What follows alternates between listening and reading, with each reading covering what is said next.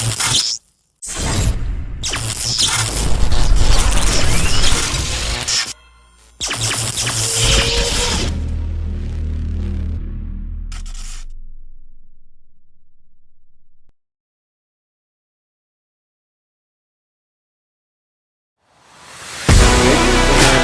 stick with the runner. Ogden is going to burst through the line. Help. Got a big hole. Going to skip through it. Get a first down. Brush it outside. And he's gone. The right side on. Lowers his shoulder. Touchdown. Wow, what a drive. Londonderry. Green grass and white stripes ahead. Tagliaferro is going to score 56 yards out. Doyon with a seat. Doyon with one to beat. Heads up. He's going to burst to the right side. He's inside the 20, inside the 10, and inside the end zone for a touchdown. Again approaches the line of scrimmage. Little room to the left. Cuts it up inside the 20, and he's into the end zone for a touchdown. Play faking a throw into the end zone, and is that caught? Touchdown.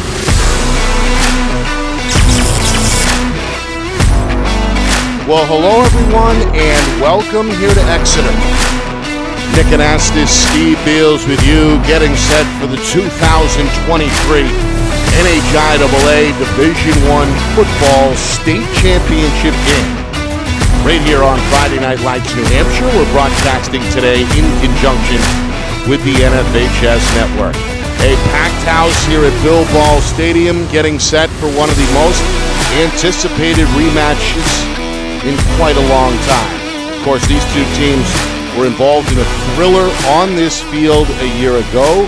Bedford with a last-second field goal, able to top Londonderry and capture their third Division I state championship trophy with a 15-14 victory. And they have not lost since. The Bulldogs 9-0 in the regular season, postseason wins over Salem and at Portsmouth a weekend ago. Meanwhile, for Londonderry, well, they've lost just 2 games in 2 years. The aforementioned championship a year ago to Bedford. They fell in week 4 this season against Pinkerton. Well, they got revenge last week with a 42-7 blowout win on the road. And we'll look for the ultimate revenge this afternoon if they can beat Bedford and win their third championship in the last 5 seasons. So many things are different this year, Nick. Londonderry kind of came out, and all the coaching staff and the general community, great community of Londonderry, the people that I spoke with, thought this was going to be a rebuilding year, and that's kind of how it was aced in the beginning. Well, rebuild they did, and they're here with a probably 13 or 14 players that were seeing very limited varsity experience last year or none at all, and look at this team here today and the way that they've developed every single game throughout the year since that Pinkerton loss, and then how they, as you say, Nick, they avenged that with showing the sort of development and growth they had. Bedford, on the other hand, unlike last year, doing somewhat of the same thing that Londonderry did after the Merrimack game, kind of roles are a little bit reversed here in the sense that Bedford has just been strong as iron all the way through the season. And then when their first test, they go to Portsmouth, Nick, for that semifinal game of a really A-rated defense, and they won 28-0. I mean, wow. This game is just set up for, first of all, the realization that it's going to be very difficult for a team to just have a blowout. It can always happen, but everybody's got to certainly that's a long shot. What we expect in this game is 2 excellent coaching staffs and a bunch of players on both sides, Nick, that just put together a game plan that makes you think that this thing could go right down to the wire. Yeah, well, both teams very similar in a lot of areas. 2 of the bigger teams up front, as we know, and a lot of explosive weapons at the skill position spots. When we talk about Bedford, we have to start with the quarterback, 2-year starter, senior, Danny Black, who has played, by and large, mistake-free football for most of the campaign. The quarterback situation on the other side with Londonderry, unique to say the least. 4 different quarterbacks seeing action throughout the campaign. The starter is Connor Williams, but we expect all 4 to see significant action this afternoon as well. So 2 different ends of the spectrum, really, when it comes to quarterback play, both behind a bigger offensive line. Well, one of the things that great coaching staffs do is they adapt to the talent and the personnel that they have. And when you got a quarterback like Danny Black that's so versatile, and he's really come on strong this year when he needed to run the ball, been able to do that. On the Londonderry side, like Coach Lozon said on Gridiron, multiple times when we had him on, he says, look, all four of these guys can contribute at top level. Why not give them an opportunity and make it more difficult for the defense to get settled in on the specific elements that that a single quarterback would play? So I think that he's taken something of an opportunity, and he's strengthened the football team. A little concerned about it in the beginning of the year when you see it, but now you see it into action in so many games. Been a great decision by both of these. Zach Matthews, as far as I'm concerned, Nick, he's got himself and developed a quarterback there with his offensive team and Danny's commitment, and it's just done a terrific job. This kid, you hit it in the nail, Nick. We've been talking about it all year. Mistake-free football has been Danny's contribution to the team as well as his terrific talent to throw the ball. And we can talk about keys later of how that all comes in, but it's bound to be a good one. Other players to watch, of course, up front, Ty Miles, the great two-way lineman, 6'5", 300-pound senior, a 3-year starter for Londonderry. Was used in the backfield, really at the wing-back spot, almost as a sixth lineman in that win over Pinkerton a week ago. And then, of course, Kevin Sheridan is almost just as big, just as good on the Bedford side. He's a senior. Both were finalists on the short list for Player of the Year with the Ukeka Foundation. So two very impactful big players up front on both sides. I agree, Nick, but Bedford and Londonderry bring this defensive line of Bedford against the offensive line of Londonderry, and then the defensive line of Londonderry on the offensive line of Bedford. Some of those guys are the same, some of them are different, and it's going to be interesting to see finally how these two offensive and defensive lines, who, in my personal opinion, we saw the last 3 or 4 weeks that they probably were the two best lines coming to the table of any team. And Londonderry and Pinkerton and Portsmouth coming in there at a close second did a heck of a job as well. But these two lines are well trained. They're big, they're fast, they're strong, they're tall, and tactically ready to take each other on. This is a prize fight, Nick. This is the reason why you buy pay-per-view on bouts and fights and wrestling matches and what have you. That's exactly because right. You've got two titans here playing each other. Well, we can't ask for much better weather. The sun is out, little nippy, about mid-30s, 36 degrees at last look. But again, it should stay relatively sunny. It's feeling good For the remainder of the afternoon here in Exeter. Both fan bases, as expected, have turned out two of the better traveling groups statewide, which includes, of course, an emphatic student section. Both bands are here as well. You can hear the Londonderry faithful and that marching band, critically acclaimed. They're posted up on the far side of the field this afternoon, while Bedford, donning the red and black, are primarily camped out here on the near side of the field. So great atmosphere, as we expected here at Bill Ball Stadium for the 2023 Division I Football State Championship game here with the NHIAA. All right, Steve, some keys here before we get the on-field pageantry going. What does it come down to in your mind? Two very good teams, two very equal teams in a lot of areas. What's the caveat to watch for? I think the caveat to watch for right out of the top is who wins the special teams battle.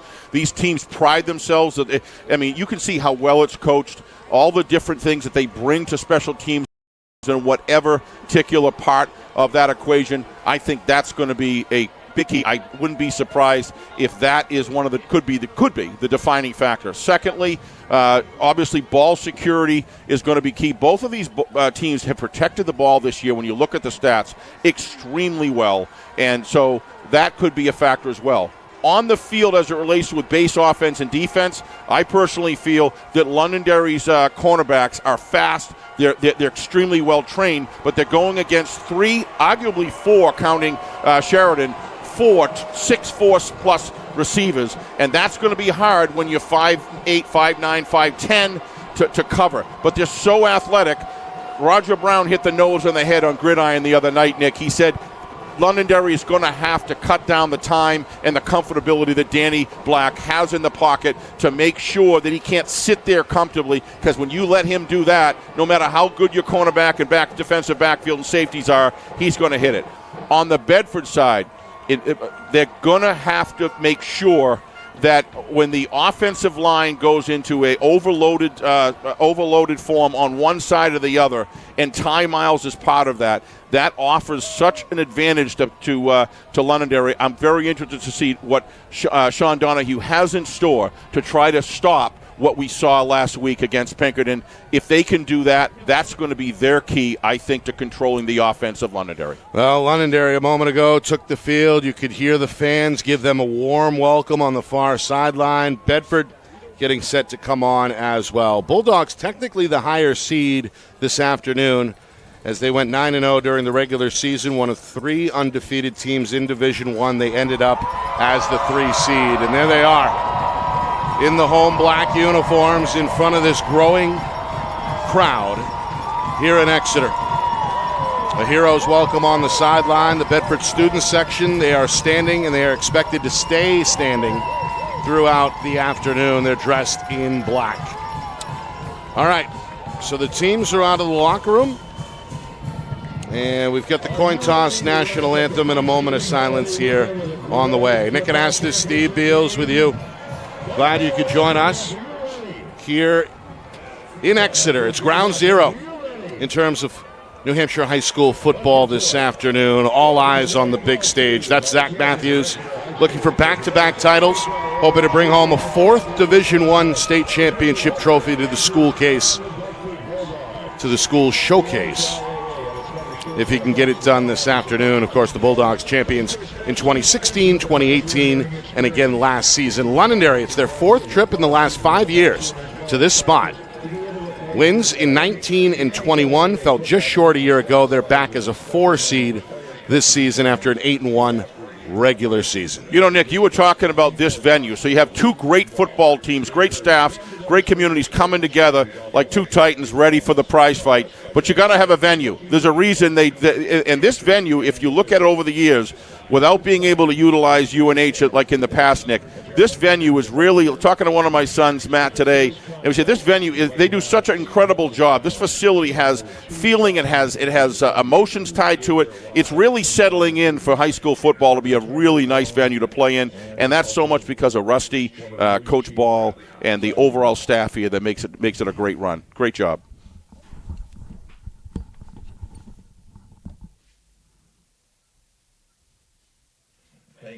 Thank you. And now for the performance of the national anthem by the Bedford Marching Band.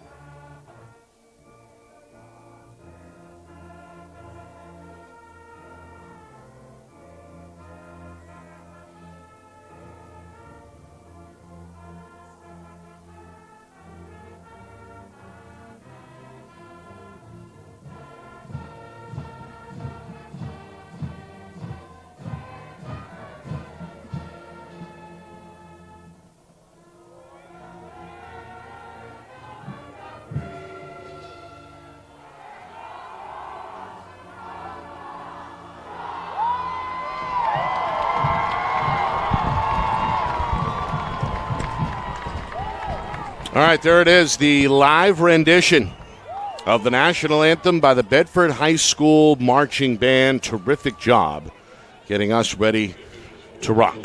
The officials, a 5-man crew, all veterans. That's, of course, our longtime referee, Steve Hall, back for another championship affair. The umpire, Dick Tracy. The head lines judge is Rob Driscoll. The line judge is Bob Barbarese, and the back judge, Ernie Rayrick. There are the captains, 3 on the Londonderry side, as we see. Big number 75 in the middle. That's the senior Ty Miles. Connor Williams is out there, as well as Jaden Navarro. And for Bedford, the quote-unquote bookends of Kevin Sheridan and Spencer Henry-Jean. Of course, Jake Ben is a big part of both lines, and Danny Black, the quarterback, is number 10 in black. So Steve Hall giving some final instructions here.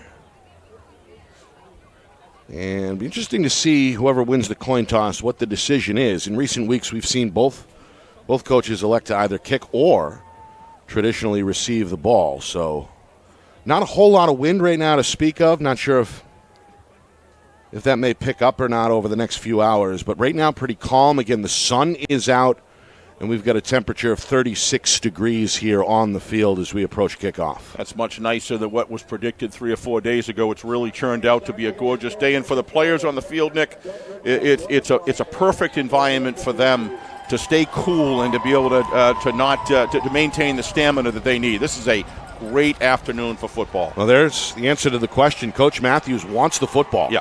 As Bedford wins the coin toss and will receive.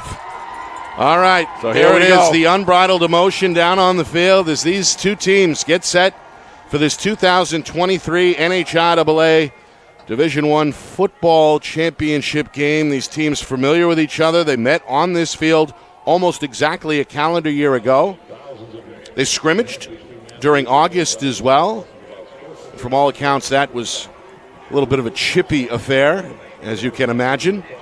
And both teams, although they didn't meet in the regular season, I'm sure, Steve, had at least one eye on the other as the season progressed. Well, certainly they were one, and each other was in the mix for sure. Bedford's been rated in the power poll in number 1 all year, and they proved it. When they face tough competition, that's what happens, and they earned it. And Londonderry, kind of a little bit of where Bedford was last year, although not all the way down to 10. They're at the 4 seed.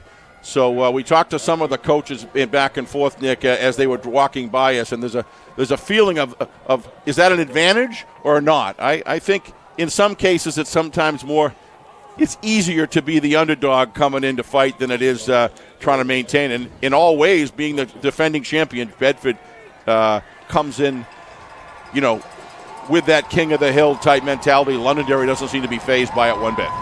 Blake Thompson is going to tee the ball up and get set to kick this one off for Londonderry, the left-footed junior. As the stands are shaking here in Exeter, we are underway. Short kick down the middle. It's fielded by Ledger Russell, and the senior is over the 30 up to the 35 before he's stopped in his tracks by Londonderry's Damon Dawson. So pretty good return on a short kick and decent starting field position for the Bulldogs at their own 35 as they come out 1st and 10. As good as that is, they really want they want Taliaferro or Brody Helton to get that ball. That's why they're set back deep. Interesting strategy. Don't kick it towards the corner and get a penalty, but try that line of guys right in front of them, and Ledger didn't have a lot of room to go there. So Londonderry certainly looked pleased coming off the field. Here we go. You mentioned Dom Taliaferro, one of the dangerous wideouts for Bedford. He's at the bottom of the screen, lined up wide. Black with Brody Helton in the backfield. Black under trouble and is sacked on the first play of the game. Coming in on what looked like a blitz, Devin Bowles, relatively untouched on the top side of the screen, gets to Black for the sack, and it's a loss of nearly 10 to bring up 2nd and 20. Well, if the first play of the game is any indication whether Devin Bowles is going to let him be Devin Bowles, you saw it right there, Nick. They let him run free, and we'll see if that continues in the game. But that's exactly the sort of motivating defensive start that the Londonderry Lancers wanted here in that situation, Nick. 2nd and 20. Going to see an empty set here. 5 wide, including Helton, who's in the slot to the near side left. Londonderry will rush 4. Black has time, looks over the middle, and throws incomplete.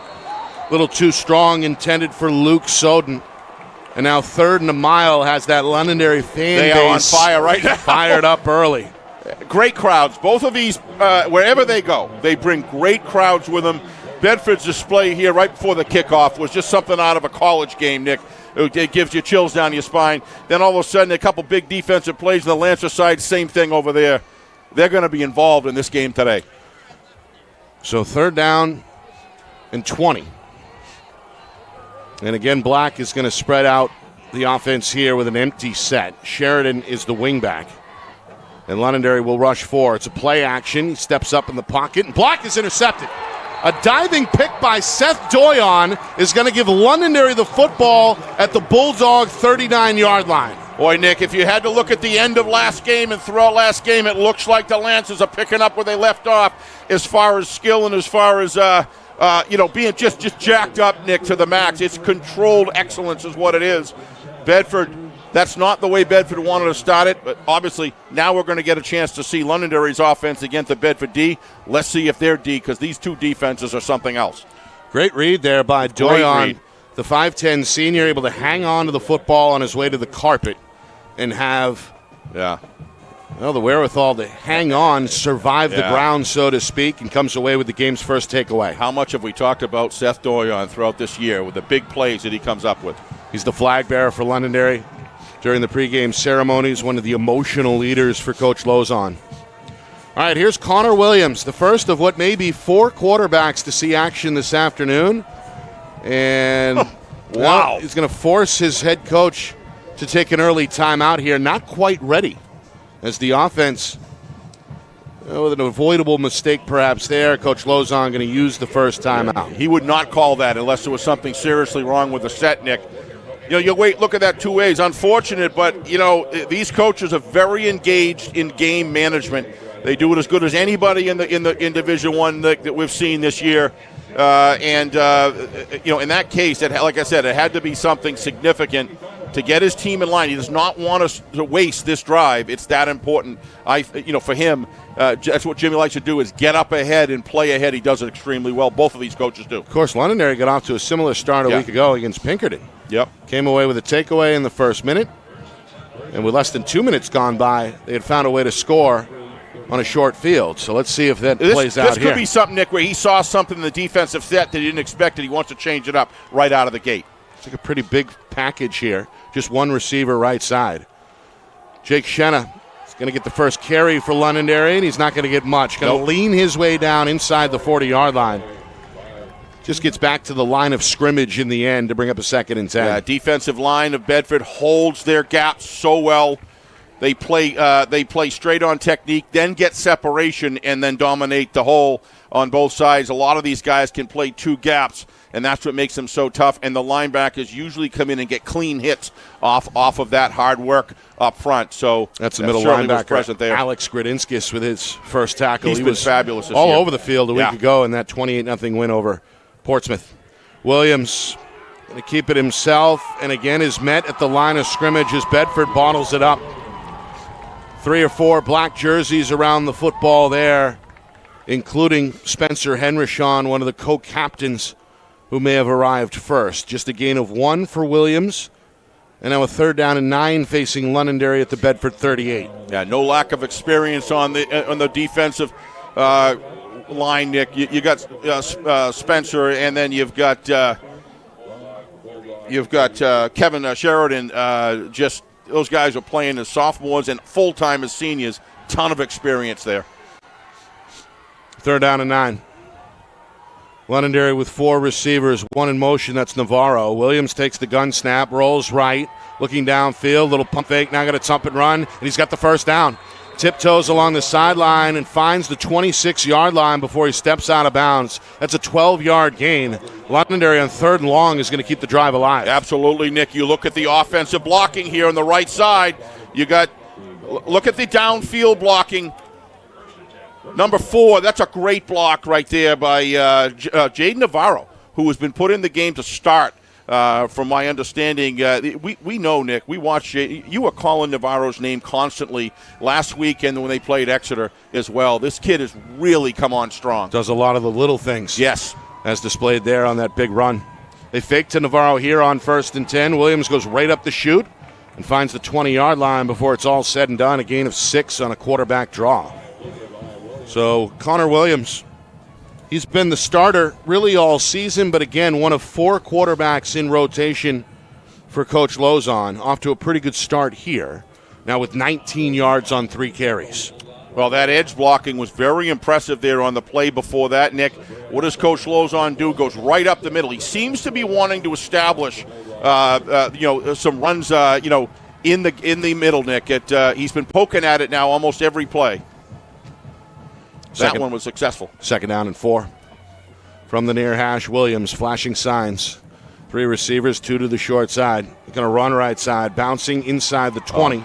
But is spun down at the 19. That's a great cover by number 23, 21, and 3. That's Dylan Soden there first. Yeah, and then also Alex Gradintis and Dylan Soden, they're coming right up.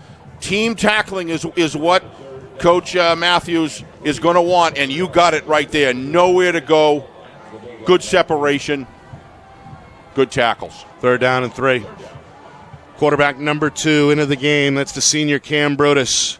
Going to call his own number, run to the left side, keep the legs pumping. He's close. He may have it. Very close, down at the 16-yard line. The officials, I would say he has it. They're going to say 1st down. Yeah. That was good second effort there. Yeah, Brutus able to pick up an extra 2, maybe 3 yards after contact and pick up the second 1st down of the drive for Londonderry. This is where Bedford's been real stingy. If you're able to get there in the first place against Bedford, they've been really stingy on defense. This is a big part of the game, even though it's the first quarter.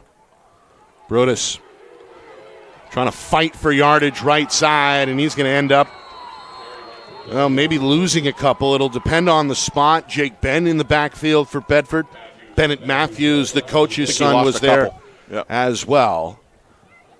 Nice job again on that right side, just not offering any room to run there.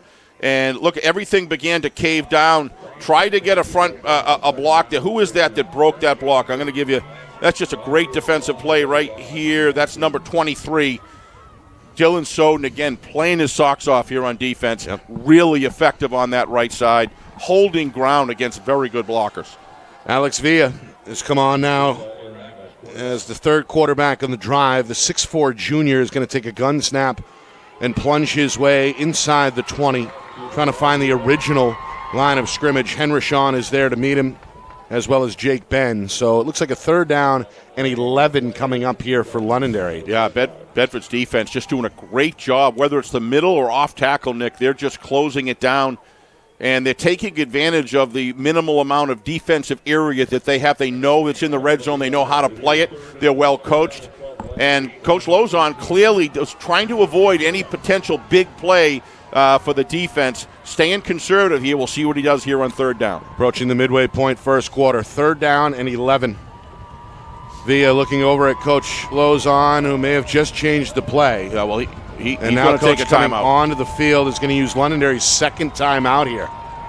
It's going to come with just over 6 minutes remaining. That gives the Bedford Bulldog fans a chance to cheer. Well, 3rd down and 12, I guess, officially coming up. Why does a head coach in the first quarter of a game like this burn 2 timeouts in 6 minutes and when there's a whole half to go?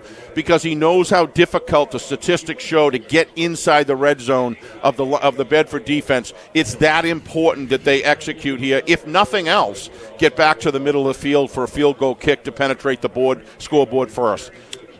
Well, Nick Anastas, Steve Beals with you and the rest of our Friday Night Lights New Hampshire family, broadcasting in conjunction today with the NFHS Network, brought to you in part by Eastern Propane.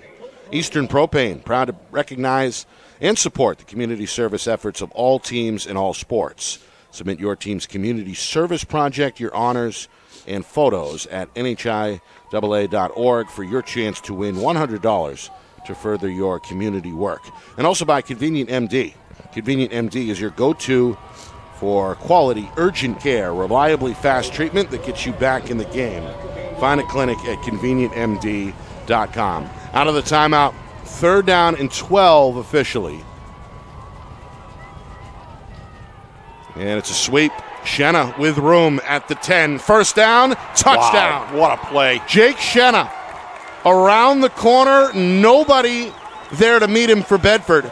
And it ends up as a 22-yard touchdown run for Londonderry. as the Lancers strike first, 6-0. Coach Lozon, as an offensive head coach and coordinator, Nick, knows when to call timeouts, knows the moment in the game where it's that important.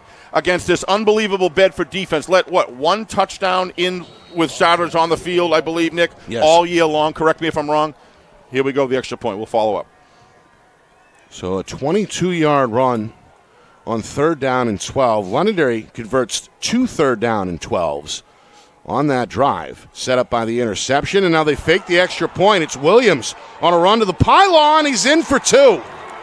Well, I'm not sure if that was a bad snap or by design, but either way, it pays off for Londonderry as Connor Williams, the holder, yanked it back and then took off to the pylon, wins the foot race.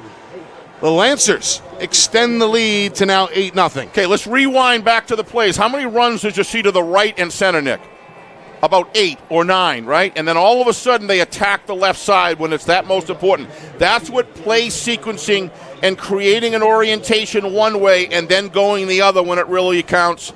Boy, do those 2 timeouts look really valuable right now, and that's what great coaches do. What a terrific job on the best defense, arguably, is certainly statistically and arguably well argued that they are the best defense on the league. But right now, Coach Lozon, what a tremendous job. If we look at the execution on the kickback block from number 11, it doubles it. Number 11 from Mason Paquette comes back and hits that kick block inside, and then he gets a nice, just what he needed to get from Caden Malek.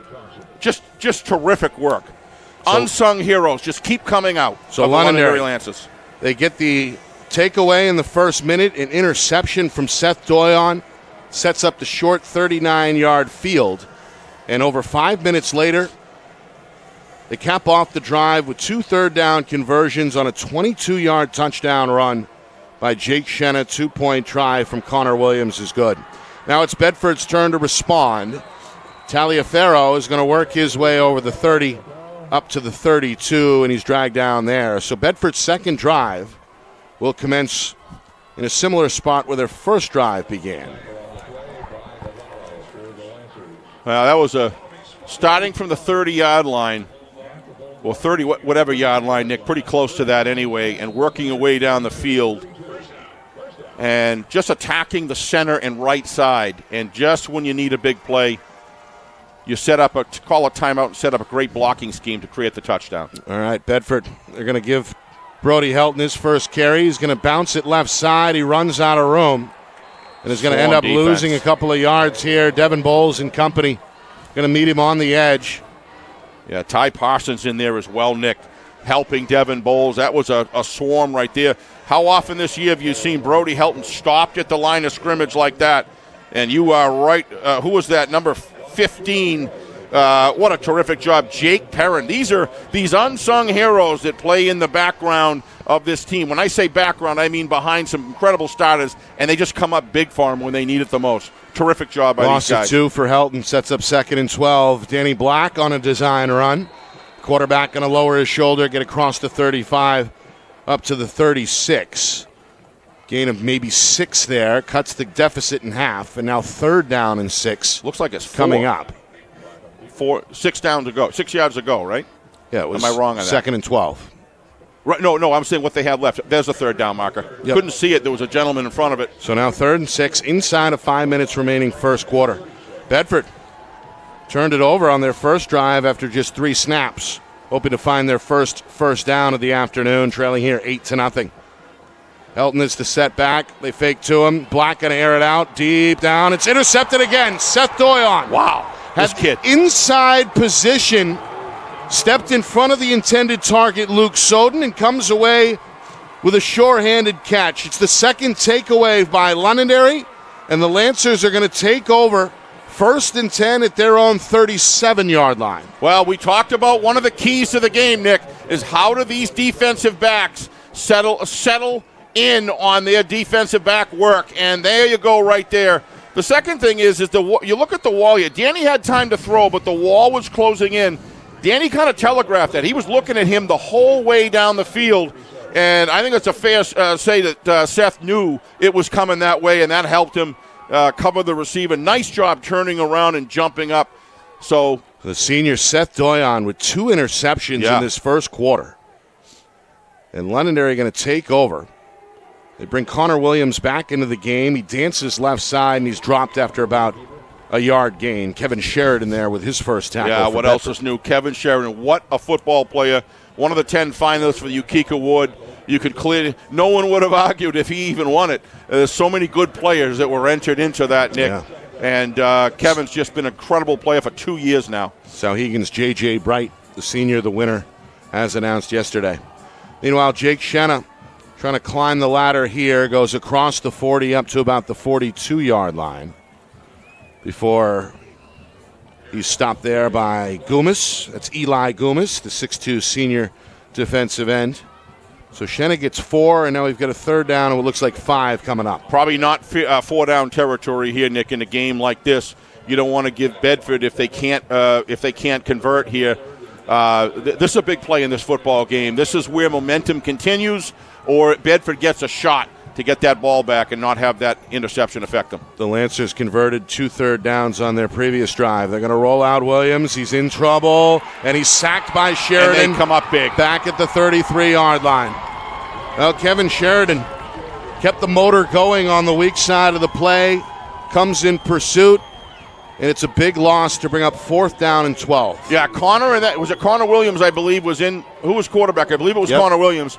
Waited a little too long, had an opportunity, had a lane to run it. He chose not to, and he stayed there. Felt as though it was closing in. I thought he had a lane and did the right thing by not throwing a ball, by the way. Play the 7-0 game against a team like Bedford. That's okay. You never want to give them anything else. Bedford coming up big on D. A loss of 7 on the sack, 4th down and 12. Devin Bowles is out, the left-footed punter. And this one is a line drive effort that will bounce inside the 40. It's fielded by Taliaferro on the run at the 30. Gets back up to the 40. Nice run back. Steps out of bounds at the 42-yard line.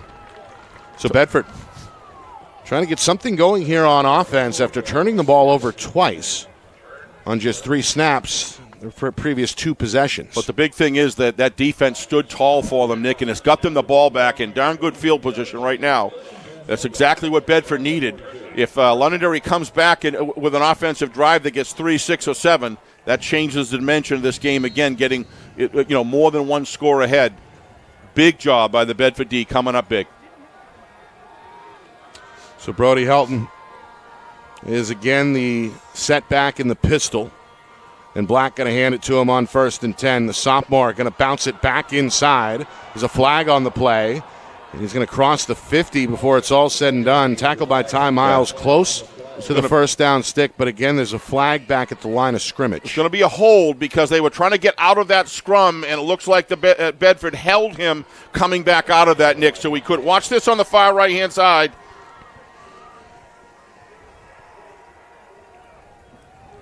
I couldn't see it there.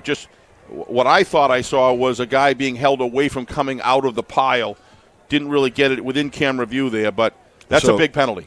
First penalty of the afternoon as we hear from referee Steve Hall for the first time. Well, any of these guys on the field officiating, Nick, let me tell you, the officiating we've seen this year has been stellar, pretty much across the board. And this crew is a lot of faith. Steve Hall's got his white hat on. I feel pretty good about he and his staff. Yeah, just 1 penalty through the first now 10 minutes. Does a great job. All right, that's going to hurt Bedford. Wiped out a big run, and now they're backed up and facing what looks like a 1st and 20 as that hold occurred right at the line of scrimmage. Yep. Same set here, 3 receivers, and Black going to run up the middle. Gets a good block, spins at the 40 before Miles tackles him from behind at about the 47-yard line. That's a gain of 17 up the middle. Great job by the Bedford creating first of all, a view screen for him, creating a V. Watch the V, stick out, he gets a great block, and then Johnny on the spot. Smart thinker all year long. There's nothing, everybody's in his face. I'm going with the ball, and look what he brings out. That's been a huge part of Danny's decision-making and the way he runs the ball. Officially a 15-yard gain there for Danny Black to bring up 2nd down and 5. Helton, left side, plants the foot across midfield and has a 1st down. Wrestled down there by Colin Kuchar, one of the 6'6", 270-pound juniors up front for Londonderry. That's the first play I've seen the Bedford line of scrimmage win the battle in a decisive way, which gave Brody Helton the kind of space that he needs. You've got to get Brody Helton in behind the line, the defensive line in that open area so he can do his thing. They did there. Goes for 9 yards and is officially just Helton's second carry of this first quarter. Down to the final minute. Jack Rizzo, his turn to carry the ball, and it's a good one. Hits the hole with speed. He gets down inside the 40. All the way to the 36-yard line. Again, very close to a first down. They're saying it was down. Looked like there was a fumble there, but it wasn't. Looks like they're going to say that he was down. And they're also certainly looked like that to me. They're also going to give Bedford the first down. So a gain of 10 there for the senior Jack Rizzo. And that's the longest play from scrimmage so far for the Bulldogs. This drive's got a little bit of juice. Yeah, offensive line work. After failing to convert, they've now picked up 2 first downs here on drive number 3. Both Rizzo and Helton joining Black in the backfield. On 1st and 10, the gun snap taken, the handoff to the sophomore. Helton right side, inside the 30, at the 25, and is tripped up at about the 23-yard line. Another first down for Bedford on a gain of 12. Well, you look at Bedford's offensive line, they are getting surge. Danny's doing a good job calling cadence here because they're getting off the line first. And they're doing a tremendous job of opening up spaces. If they get Brody Helton, that was going to be one of my keys to the game. You've got to stop Brody Helton at the line. If they can't do that, it's going to make it really difficult. All right, that's the end of the first quarter. Londonderry, 2 takeaways already, a 22-yard run by Jake Shenna, and a 2-point conversion. Brings us to 8-0 after 12 minutes. Bedford, though, on the march. Yep. When we come back, Bulldogs in the red zone. You are watching the 2023 NHIAA Football Division I State Championship right here on Friday Night Lights, New Hampshire, broadcasting in conjunction with the NFHS Network.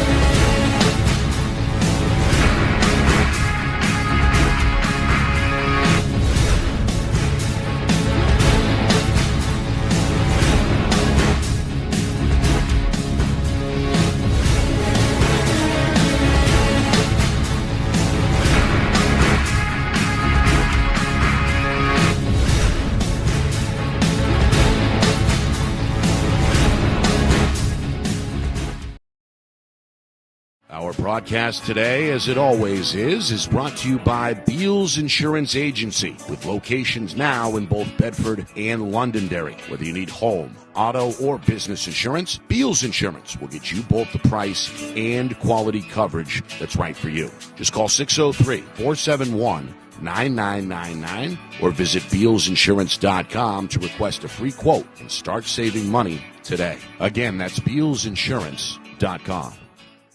How can you reach your team's fundraising goals at no risk and no cost? MG Sports offers a variety of products to make your team's fundraiser a success. Their products include tickets and discount cards to hundreds of local businesses. MG Sports now has a digital platform where athletes can raise funds in the comfort and safety of their own home. Don't waste another season. Raise more funds than ever before and become another football program in New Hampshire that sets fundraising records every season. MG Sports, fundraising made easy. Visit mgsportsfundraising.com to start raising money for your team today. The New Hampshire Tomahawks promote the highest level of club lacrosse competition, not just in the state, but in the country. Looking to get recruited? Director Chris Cameron keeps an open dialogue with the nation's top college lacrosse coaches. Over 400 New Hampshire Tomahawks alumni have played at the college level, including the ACC, Big East, Big Ten, Ivy, NESCAC, NE10, and more. New Hampshire Tomahawks coaching staff has over 100 coaches, including current high school, varsity, and college coaches. The Tomahawks offer training for players of all ages, clinics, camps, and leagues, along with spring, summer,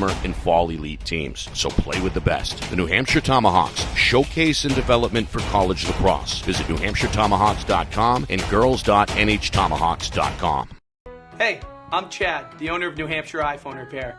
We're New Hampshire's most trusted and affordable repair shop for your iPhone, iPad, iPod, and even Android needs. Don't worry, we're affordable, reliable, and we back our parts with a lifetime warranty. And you know what the best part is? No, what? We can repair your phone while you wait. I know, that's why I'm here. Oh, I know, Mrs. Green. Here's your iPad, good as new. Bring your phone into New Hampshire iPhone Repair today. Buy local and save big. For over 26 years, Spectrum Monthly has been providing great local offers from businesses in New Hampshire and Massachusetts, delivered to your mailbox every month. Spectrum is chock full of savings from your favorite businesses. From local restaurants and retail stores to entertainment, fitness, and home improvement services. You'll have easy access to thousands of dollars in savings, including exclusive offers for Spectrum readers. Every month, enter our readership contest for a chance at winning cash and local gift certificates. Spectrum Monthly, no one brings you better offers. Helton to his right loses his helmet as he steps out of bounds. Collided there with Jaden Navarro at about the 17-yard line. That is the first play of this second quarter. Nick Anastas, Steve Beals with you. Londonderry getting off to a fast start. 2 interceptions, both by the senior cornerback Seth Doyon.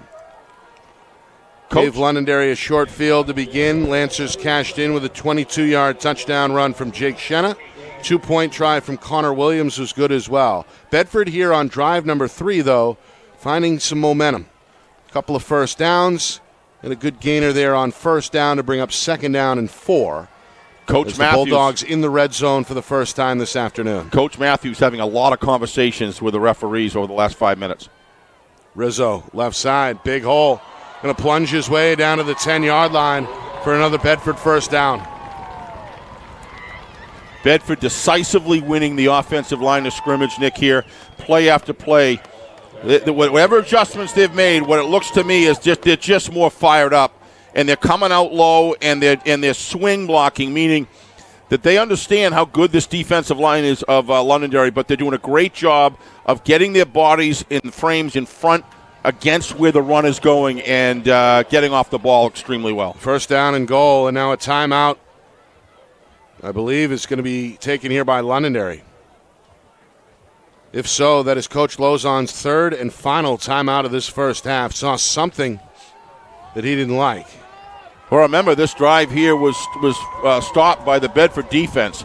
This is what defense does. It's so important in a championship game to be able to get your offense back, give them back the ball. Often, they had an interception there, and then all of a sudden it looks like Londonderry is just riding high, and then that defense stops them, and then all of a sudden they change their whole structure of their drive to bring Brody Helton into the running game in, and the offensive line repaired whatever it was doing, adjusted to whatever it was doing that wasn't giving them the advantage, and this looks to me like the Bedford offensive line we've seen all year. Well, these two teams on a collision course really all season. It's a rematch of last year's Division I championship.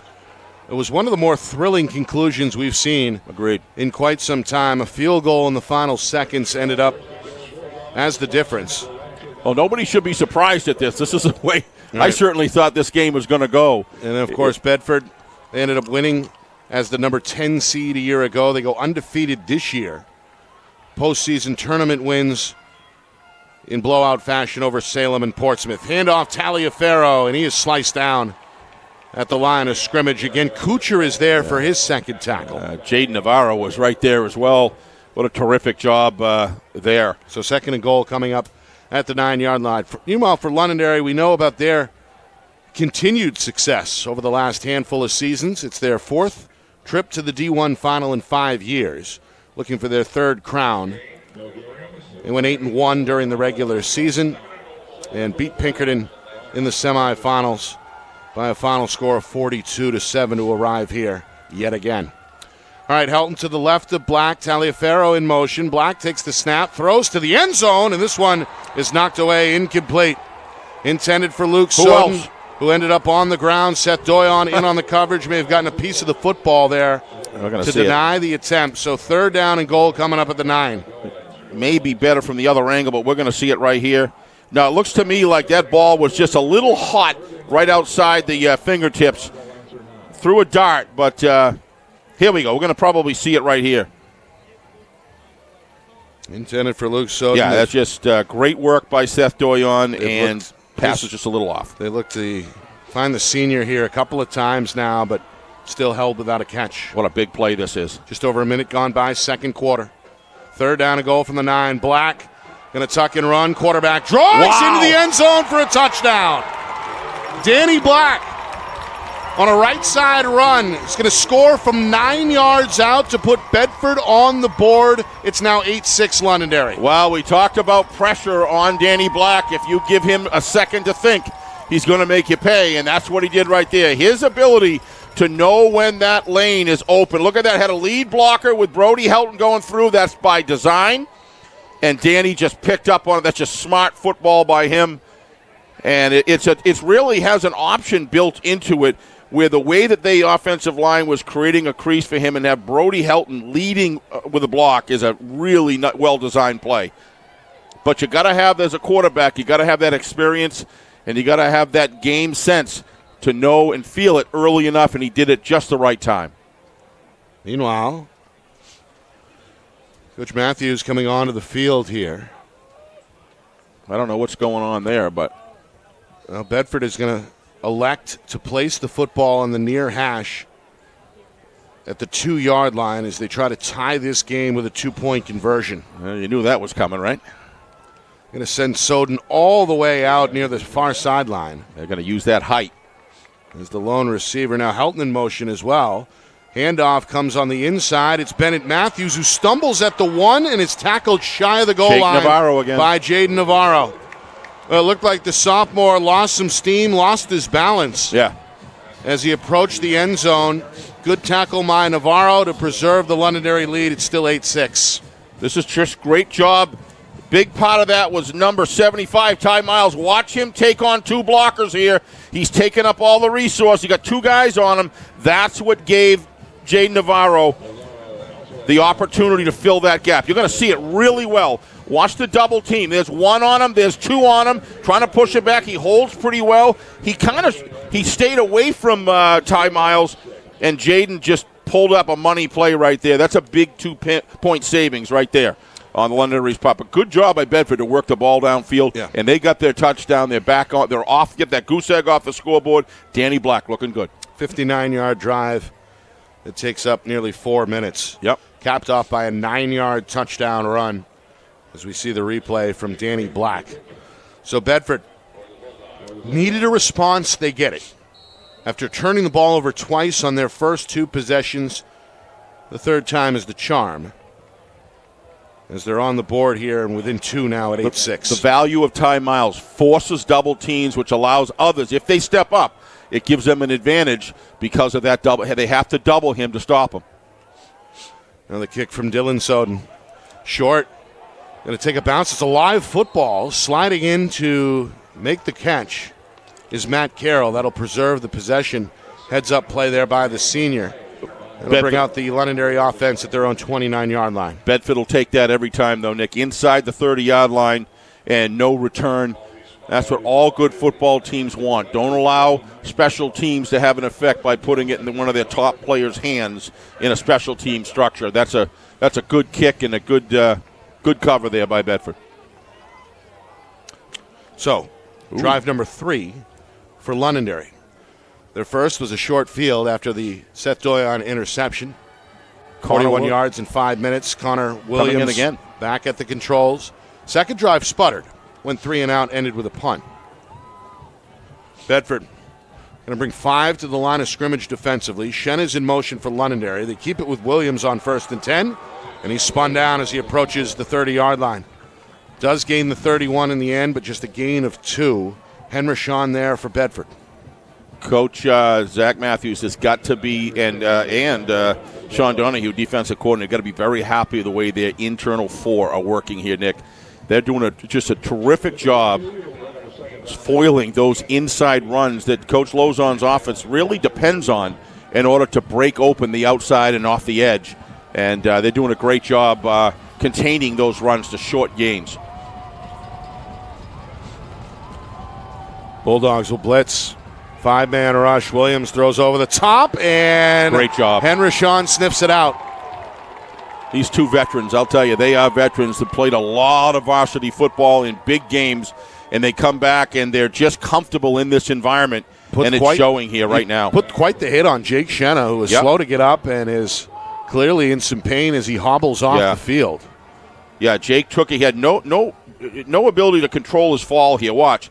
And Henderson just lands on that shoulder and that torso area there, and that's that would be a big loss if he can't return. But Henrishon's been busy. 3 tackles, a team high. he sure has. For Bedford. 3rd down and 9. Williams going to spread everybody out. Going to put Carson Palma in motion. Fake to him. Just up middle is Caden Malik, and he's lucky to get back to the line of scrimmage. Again, Jack Rizzo is there first for Bedford, and a good series defensively there for the Bulldogs. Watch how he stays home. He doesn't chase the play, doesn't chase the motion. Watch number 32, the right part of your screen. Where's he stay? Right where he belongs, right there for the cutback and the counter. And that's just great football by Jack Rizzo. And then he gets help from number 54, Spencer Henderson, to finish the job. Excellent work by number 32. He's done it all year. So just a 2-yard gain there for Malik. And now another punt for Devin Bowles. Gets this one up. It's a spiraling kick, going to come down with some heat. Inside the Bedford 40, takes a roll back upfield to the 43 before it's downed along the sideline by Londonderry. So Bedford, they like this. They're going to start at their own 43, 1st and 10. They scored on their last drive, and now a chance to maybe take their first lead here with 4 minutes gone by in the second quarter. Yeah, they've stolen the thunder that Londonderry Lancers came out with, Nick. They just came out with such force and such energy. I call it back to that second interception when they were unable to convert and move the sticks at least one time. Bedford got it right back. Minimized the damage, not only in the game, but the emotional damage that their defense was able to come out and get their football back into Danny Black's hands, and then the drive speaks for itself. Still 8-6 Londonderry, but you certainly feel as though Bedford has the edge and the control to some degree in this game right now. Londonderry's got to do the same thing. Come up with a big play, make it a 3 and out, stop the drive, and get the ball back again. 2 receivers short side. Sheridan is the tight end to the near side. 2 backs, Rizzo and Helton. They give to Helton, the sophomore. Takes a bump, does cross the line of scrimmage on a second effort, but is denied by Kuchar after only a yard gain. Yeah, they're going to 2nd down and 9. They're going to give Brody a really good spot here. They're going to give him all the way to the 45-yard line. Yeah, it's somewhat generous, but they'll give him 2 in the end, I guess. That's all right. Kuchar with 3 tackles. It all evens out. For Londonderry already. All right, 2nd down and 8 officially.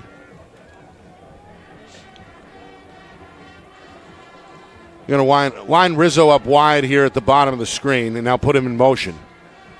They fake to the senior. Black going to roll out, going to throw. Caught in the flat by Helton. Breaks a tackle. He's across midfield. He's got a first down. He lowers the shoulder down to the Londonderry 46-yard line. A gain of 9 there on the hookup between Black and Helton.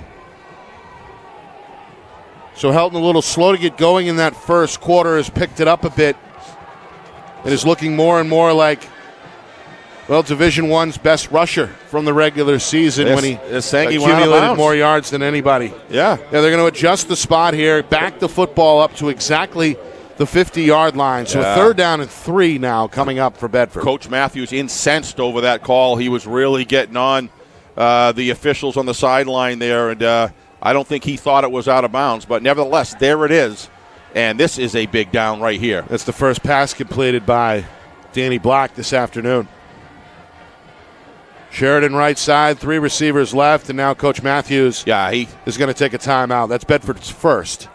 No, they're second. No, Londonderry used all 3. Yep, it may be just their first. And now Bedford used their first. Yeah, I think it is. Yeah, 2 timeouts left on the home team, so they used 1 here. Again, that's very similar to that call that Coach Lozon made at a time. This is Coach Matthews' turn. As always, these guys know how to manage a game and when their team is in deep need to maintain that advantage, and that's why he called a timeout here. I really like it. This isn't a play that you want to waste without putting all your time into the pre-snap and making sure you've got every player doing what he's supposed to do, and that's why these timeouts are important. I like the call. Londonderry an 8-6 lead. Jake Shenna on the Lancers' first drive, a 22-yard touchdown, a 2-point try from Connor Williams on a fake kick. Yep. Bedford answered early in the second quarter with a 9-yard touchdown run from Danny Black. The 2-point try, though, came up short. So that is where we are, 8-6 as we approach the midway point of this second quarter. And now a 3rd down and 3 coming out of the timeout for the Bulldogs. Boy, is this big. Another 3 receiver set. Helton to the left of Black. Londonderry going to rush 5. Handoff Rizzo. Plenty of room left side. 1st down and then some. Going to roll his way down inside the 40-yard line before they mark him at about the 37. Gain of 13 for Rizzo, who's looked good with the ball in his hands here in this first half. Yes, he looked great, but look at this blocking on the left-hand side, Nick. How about that guy, Kevin Sheridan, just completely taking the defender out of the play. Look at that work on Ty Miles right there. Actually, is that Spencer Henderson? Oh, number 54? That's Spencer Henderson right there. I mean, not many people. I haven't seen that done all year to Ty Miles. That was just terrific, getting low position. Tyler got caught with Spencer underneath him, and he did a terrific job opening up that space. Gain of 13. Fake the handoff on 1st and 10. They throw down the seam, but it's incomplete. Intended for Luke Soden, who got the step. The pass arrives a little high, and it ends up incomplete as Black misfires to bring up 2nd and 10. You're going to look at Danny's form right here, Nick. He looked to me like he was a little kind of crunched in, and he saw the open seam pass there, Nick, and he just overthrew it. He's done it 3 times in this game. Right there. See, he was in tough shape. Yeah, he had a lot of pressure on him, and that caused that. There you go. I didn't realize that, the pressure. I was watching his mechanics, and you'll see they're all over him right there. So that ball did sail. Good pass rush by the Lancers there. 2nd down and 10. Rizzo again in motion.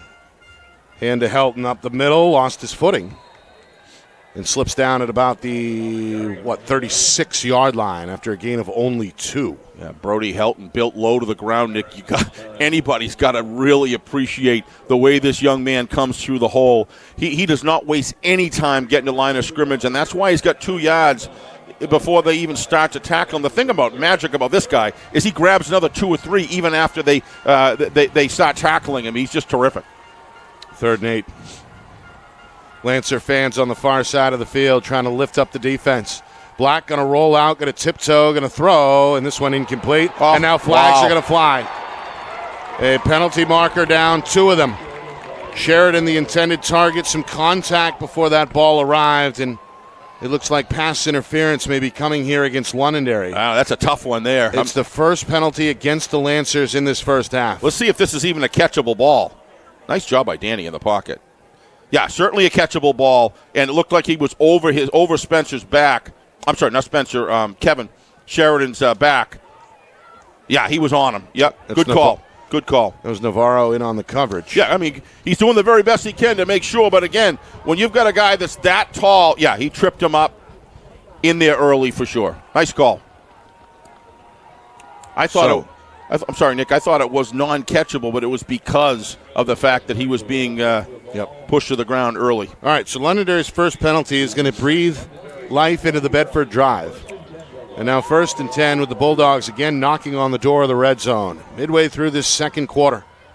Helton up the middle on 1st and 10 is upended but keeps his balance. Wow. Still fighting inside the 15 and all the way down to the 11 before it's all said and done. That's just great coordination right there watch this by Brody. Sharp enough to get his hand down on the ground, gets lifted up, has that arm. He's strong and able to break it out. And fortunately for the Lancers, was it Binder or was Kuchar. it Kuchar was able? Yeah, Kuchar was able to get in there. Boy, Brody is checking into this football game and making a difference, and that's what Bedford's got to have against a team like Londonderry, and they're getting it.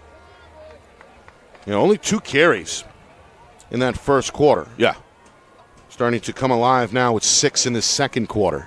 That last one going for 9 to set up a 2nd and 1. Ball at the 11-yard line. Bedford again with 2 backs surrounding Black in the gun. Helton and Rizzo. Sheridan, the tight end right side. Rizzo going to run left, untouched, into the end zone for the touchdown. It's an 11-yard run by the senior Jack Rizzo. And Bedford, with just over 5 minutes to go in this first half, they're going to take their first lead at 12-8. I think, take a look at Brennan Krause here, number 70, I believe it's 78. There he is right there, 78. Brennan Krause, what a terrific job securing that block And all you got to do is give this young man just a crack of space. And look at that nice quick cut outside. Boy, he's explosive today, Nick. He's fast. He's always fast, but he's faster today. He's playing like this is it. Soden's extra point is up and good. So Bedford going to stretch the lead to 5 at 13-8.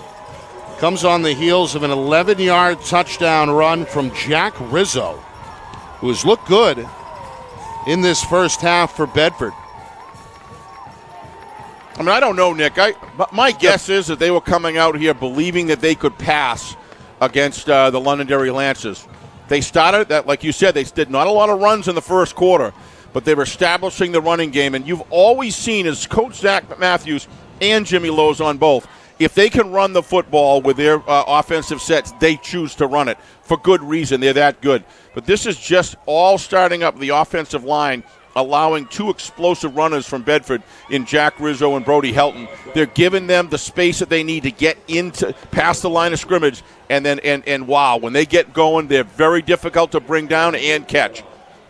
Rizzo, Difference in the game. 40 yards on 4 carries unofficially in this first half. He's cutting it up right now. Including that 11-yard touchdown run to give Bedford the lead. So 13-8 with just over 5 minutes to go in this first half. And now Londonderry find themselves trailing for the first time this afternoon. Soden, squib kick from the 40, handled on the bounce. Great cover by Bedford. It's Damon Dawson. Ends up over the 35 at about the 36 before he's stopped there by Bedford's Nate Clark, the senior gunner. So, pretty good field position here for Coach Lozon. Right, but that was a great cover on that kick. That was designed to just not let any big play happen. Just kind of Belichick ball on special teams where you just trust your guys. Bedford met him right. You look at coming at the ball like that, catching it and going in motion already. You think he's going to gain more than that. Bedford just did a great job swarming it. And Londonderry is taking the conservative approach on all 3 first-half kicks. Yep. 1st and 10. Now it's the Bedford fans' turn to pound on the bleachers, trying to cheer on this defense. Shenna trying to bounce it left side, runs out of room. Nothing there. Maybe 5, a yard. maybe 6 different defenders are there, including Gradinskis for Bedford. It just took too long to develop, Nick. Instead of just sprinting to the spot, Bedford's watch the defensive line here penetrate and get their defenders in the backfield, and it's just so difficult. How often, when have you seen this? This is just great work. Everybody taking the proper lane to shut this thing down, and that's why they only got a yard. Gradinskis with his second tackle. Had unofficially 8 a week ago against Portsmouth. 2nd down and 9. Williams in a chat with Shenna, who's the setback. They hand to Shenna. He goes up the middle. He tiptoes to the 45 before he's met by Rizzo and stopped right there after a 4-yard gain. I still say, Nick, Bedford's winning individual matchups within the linebacker core. In that 5 yards behind the line of scrimmage, they're coming up, they're reading the play. All of this happens from reading your keys and everybody reviewing on tape defensively. What is your job based on what the offense does? They're hitting it to a T. Inside of Big 4 minutes, down. second quarter. 3rd down and 3. Williams on a quarterback keeper is stopped by Goomis. Wow, Soden is with him. Sheridan in the area as well. Bedford not fooled there. No, you got a big call if you're Coach Lozon. What do you do here? Do you trust that offense? You got 3:32. Bedford couldn't be happier about getting the ball with 3:20, 2:50 left, Nick. And Coach Matthews still got 2 timeouts. Right. This is going to be a real interesting call here. Looks to me like he's going for it. 4th down and 2. Ball at the Londonderry 47. No, maybe not. Well, normally the punter is Devin Bowles. We've seen him punt twice in this first half. Bowles on the sideline. Alex Villa comes in at the quarterback spot. A pooch punt is certainly on the table. Villa, though, drops the snap. Ball is loose. Picked up by Rizzo, and Bedford's got the football. Big play. And now a flag comes out after the play. Another flag up. A little pushing and shoving, some jarring perhaps To me, as well. it's jarring. I don't think it was pushing and shoving, Nick. I think there was some jarring going on afterwards. The referee is down in the midst of the action, and now Steve Hall is going to address this crowd.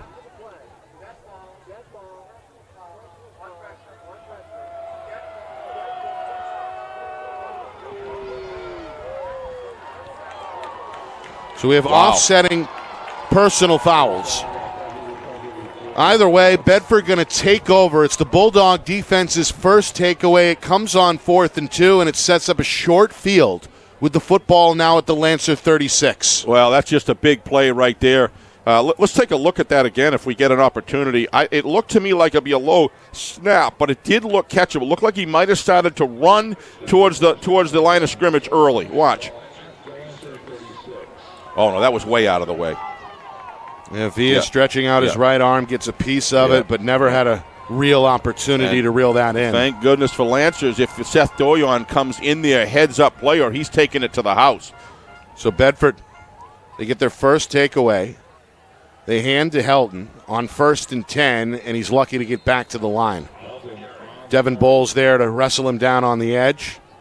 Now Coach Lozon also jarring at the refs. Ty Parsons there for Londonderry as well. Yeah, Coach Lozon roaming that sideline in emphatic fashion, not pleased. He's been known to grab as much real estate as he can on the sideline there. He's upset about something there. Bedford in control here right now, but they're going to want to convert. 2nd down and 10. Pump fake. Black airs it out near sideline. Looking for Matthews. Incomplete. Trying to find the sophomore on a deep ball, but that one kept going. Cam Brutus in there on the coverage for Londonderry, 3rd and 10. Yeah, if you look at here, they're just getting up high and in his face right there. He's got no vision, and that's when Londonderry has got to get we talked about that as a key to the game for Londonderry. Get pressure on Danny, make him uncomfortable in the pocket. Don't give him that big wide area to throw. And that's just enough to make those throws a little off and a little errant, a little overthrown. Nice job there by number 1, but he did have some space behind him, Cam Brutus. So 3rd and 10. We're going to go empty set here with 5 receivers. How many big 3rd downs have we had, Nick, today? Quite a few. These are just game changers here. 3rd and 10. Black puts Helton in motion. They go to the sophomore. They're going to keep it on the ground. He finds the corner, and he's tripped up inside the 30, down at about the 29. That's going to leave Bedford about 3 yards short. But that's what Coach Matthews wanted to be able to go for it. He's deeper in territory, Nick, and I'm sure he's going to go for it here. Certainly out of field goal range, you would think. It's possible, but I doubt it. I think he's going to go for it, which they are. But 3 yards is a lot different than what it looked like when he was first hit. This is the thing about Brody Helton that's so amazing, is how he fights for yardage after the initial impact. 4th and 3. Black, handoff. Rizzo cuts his foot up, trying to find the 31-yard line, and won't. He doesn't have it. Swarmed by Miles, Kuchar, and the rest of that Lancer defense. Well, I'll tell you, Ty Miles and Kuchar teamed up here to take on some of the best offensive linemen in the game. And I think it's pretty fair to say we could look back on this play, Nick, because this was a point. That's Ty Miles, and Villa's in there. Kuchar as well. This is a team trying to play to get to the half. Actually, how about look at Kuchar. He's right in there along with Ty. That's just too much weight. But how about Brody? He fights his way through, just not quite enough there. There's too much defensive firepower to overcome. Jack Rizzo held short. And Londonderry going to take over with a 1st and 10 with 1:33 to work with until halftime.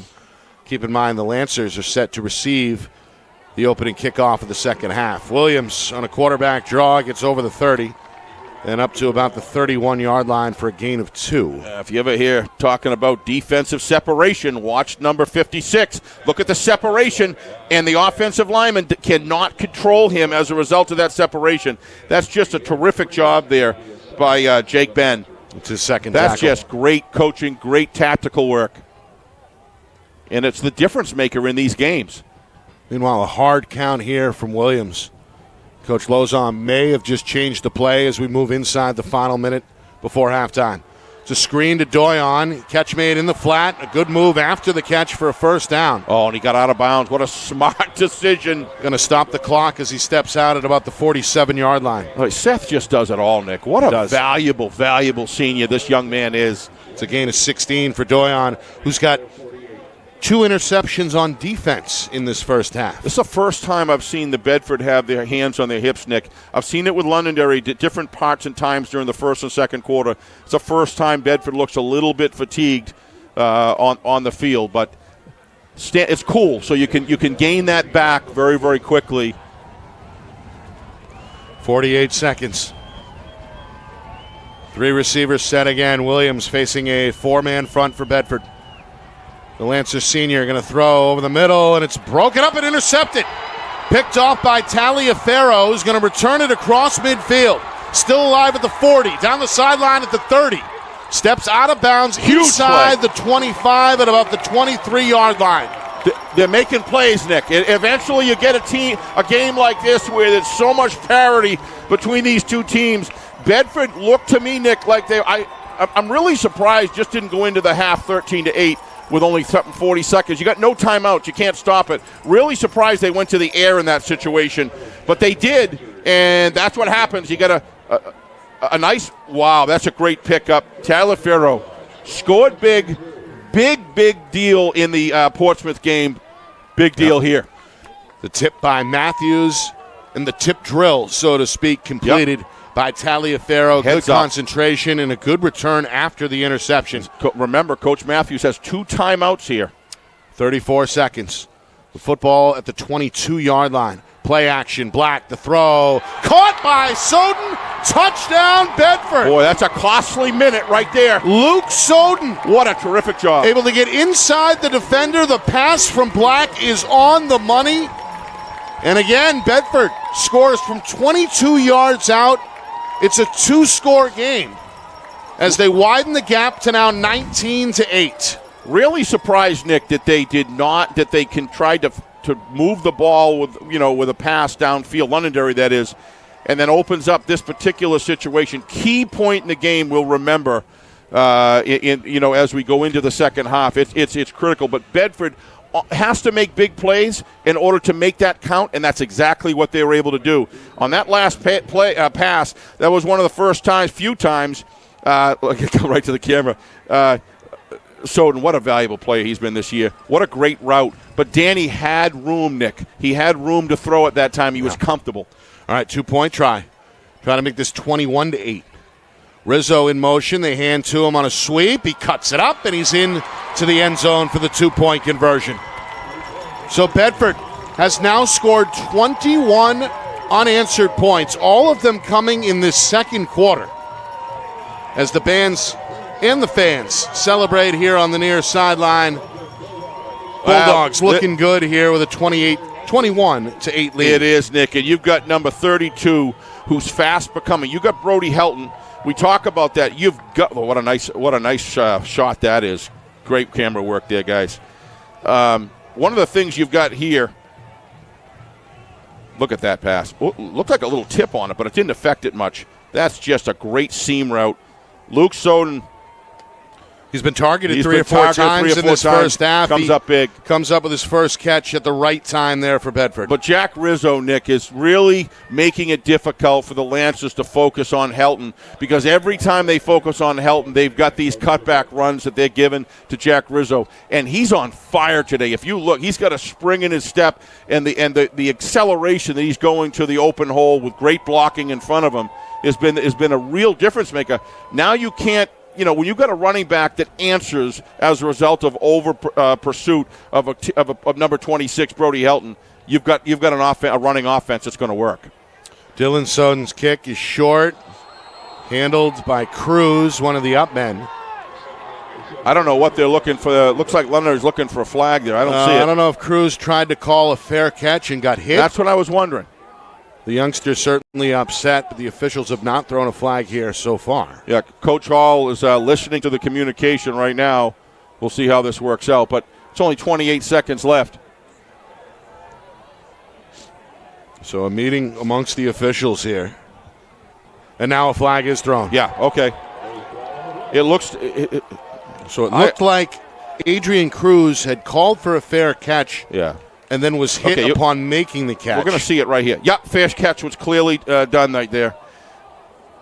Yeah. Makes the grab and then was hit. Yep. Wrapped up by the Bulldogs' Noah Casamassino, the junior. This is just great communication by the officials. I will say, though, that was not a very loud fair catch signal. It was a quick hand up, and he was moving towards the ball. So, but it nevertheless, you've got to protect the player. He did make the call, and the officials communicated properly on it. So it's the third penalty against Londonderry. I'm sorry, third penalty against Bedford in this first half. A free 15 for Londonderry.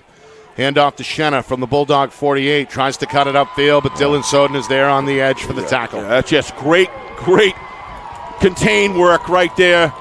Bedford is playing these jet sweeps, Nick, and they're essentially just shutting them down. We're going to go to the half here. Very easily could be 15-8 right now, but it's not. It's 5 20. seconds left. Londonderry going to take one more snap. They're going to roll out Williams to the right. Going to stay on his feet, going to step out of bounds, but I believe the time has expired. And the crowd here from Bedford goes wild. Bulldogs, after falling behind 8-0, score 21 unanswered points in the second quarter and take a 21-8 lead into the locker room. 2 takeaways late in that second quarter helped to fuel the effort. The offense, led by Brody Helton and Danny Black, getting back on track in that second quarter. And the defending champs hoping to wrap up an unbeaten season with a win here on Championship Saturday. So far, so good for the Bulldogs, 21-8 at the break. All cylinders going for Bedford. Their running backs are playing with a lot of emotion, good ball security. The offensive line's doing a phenomenal job of winning individual battles across the board. And, and then when you look at the defense, Nick, the defense in the core part of the middle part of, like end of first quarter, halfway through the second quarter, was when there was so many third downs by the Lancers that they couldn't convert. They kept on giving the ball back to Danny Black and the offensive crew, and it just began to unwind. I do think that this game very easily could be 15-8. And if Londonderry just kind of ran the clock out. You don't have any timeouts. You're not down on the 30. You're down back on your own 45. That's a long way when you're going to play the Bedford Bulldogs and try to score on that defense. You can get in there with 15-8, get readjusted, come out with a new plan. But now it's another 6 points that were added to that. Could have been 7 or 8. And here we are with a 21-8 lead. But take nothing away from the Bulldogs. They have controlled the game since pretty much 5 minutes into the first quarter. They've controlled the football game. 21-8, our score at halftime. All right, here's the deal. We'll take a break, come back with some on-field live entertainment as the Londonderry Lancer Band is set to perform. We'll also get some of the stats and highlights from that first half your way as well. So a lot to get to over the next 19 or so minutes before the start of the third quarter. You are watching the 2023 NHIAA Division I Football State Championship game right here on Friday Night Lights, New Hampshire, broadcasting in conjunction with the NFHS Network.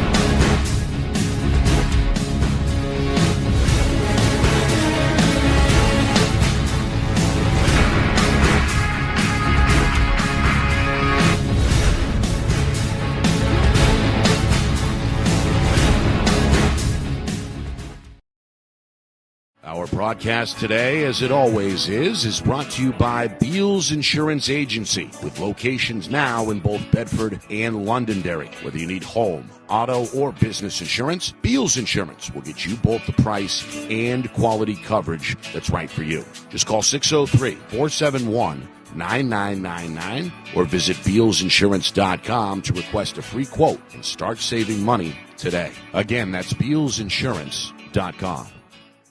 How can you reach your team's fundraising goals at no risk and no cost? MG Sports offers a variety of products to make your team's fundraiser a success. Their products include tickets and discount cards to hundreds of local businesses. MG Sports now has a digital platform where athletes can raise funds in the comfort and safety of their own home. Don't waste another season. Raise more funds than ever before and become another football program in New Hampshire that sets fundraising records every season. MG Sports, fundraising made easy. Visit mgsportsfundraising.com to start raising money for your team today. The New Hampshire Tomahawks promote the highest level of club lacrosse competition, not just in the state, but in the country. Looking to get recruited? Director Chris Cameron keeps an open dialogue with the nation's top college lacrosse coaches. Over 400 New Hampshire Tomahawks alumni have played at the college level, including the ACC, Big East, Big Ten, Ivy, NESCAC, NE10, and more. New Hampshire Tomahawks coaching staff has over 100 coaches, including current high school, varsity, and college coaches. The Tomahawks offer training for players of all ages, clinics, camps, and leagues, along with spring, summer, and fall elite teams. So play with the best. The New Hampshire Tomahawks, showcase and development for college lacrosse. Visit NewHampshireTomahawks.com and girls.nhtomahawks.com. Hey, I'm Chad, the owner of New Hampshire iPhone Repair. We're New Hampshire's most trusted and affordable repair shop for your iPhone, iPad, iPod, and even Android needs. Don't worry, we're affordable, reliable, and we back our parts with a lifetime warranty. And you know what the best part is? No, what? We can repair your phone while you wait. I know, that's why I'm here. Oh, I know, Mrs. Green. Here's your iPad, good as new. Bring your phone into New Hampshire iPhone Repair today. Buy local and save big. For over 26 years, Spectrum Monthly has been providing great local offers from businesses in New Hampshire and Massachusetts, delivered to your mailbox every month. Spectrum is chock full of savings from your favorite businesses. From local restaurants and retail stores to entertainment, fitness, and home improvement services. You'll have easy access to thousands of dollars in savings, including exclusive offers for Spectrum readers. Every month, enter our readership contest for a chance at winning cash and local gift certificates. Spectrum Monthly, no one brings you better offers.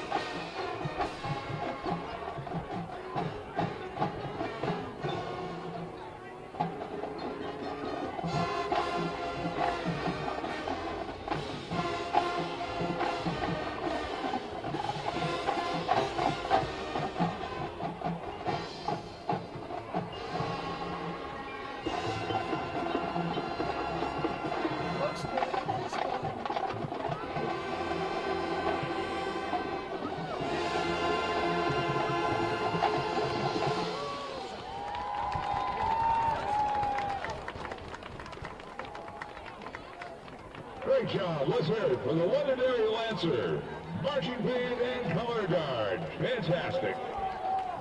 And while we're waiting for the Bedford Bulldog band to set up, I just want to remind you about a couple of things here. Low-fat chocolate milk contains 8 grams of natural high-quality protein in each 8-ounce glass to help repair and rebuild muscles after strenuous exercise. Learn more from our partners at NHDairyPromo.org and refuel with chocolate milk. From sports banquets to senior nights, yard greetings make any occasion even more memorable. Let New England Yard Greetings spell out your personalized message. Learn more at NewEnglandYardGreetings.com. Final Forms, a proud sponsor of the NHIAA. Final Forms leading the way in sports registration for the compliance, health, and safety of our athletes, and an official partner of the NHIAA. See FinalForms.com for more. Again, just one more time, I want to remind you, we will have an award ceremony following this contest, but we are going to prohibit anybody going onto the field. Please stay off the field. We want to thank you for your consideration at the conclusion of the contest to get things going and wrap up the football season.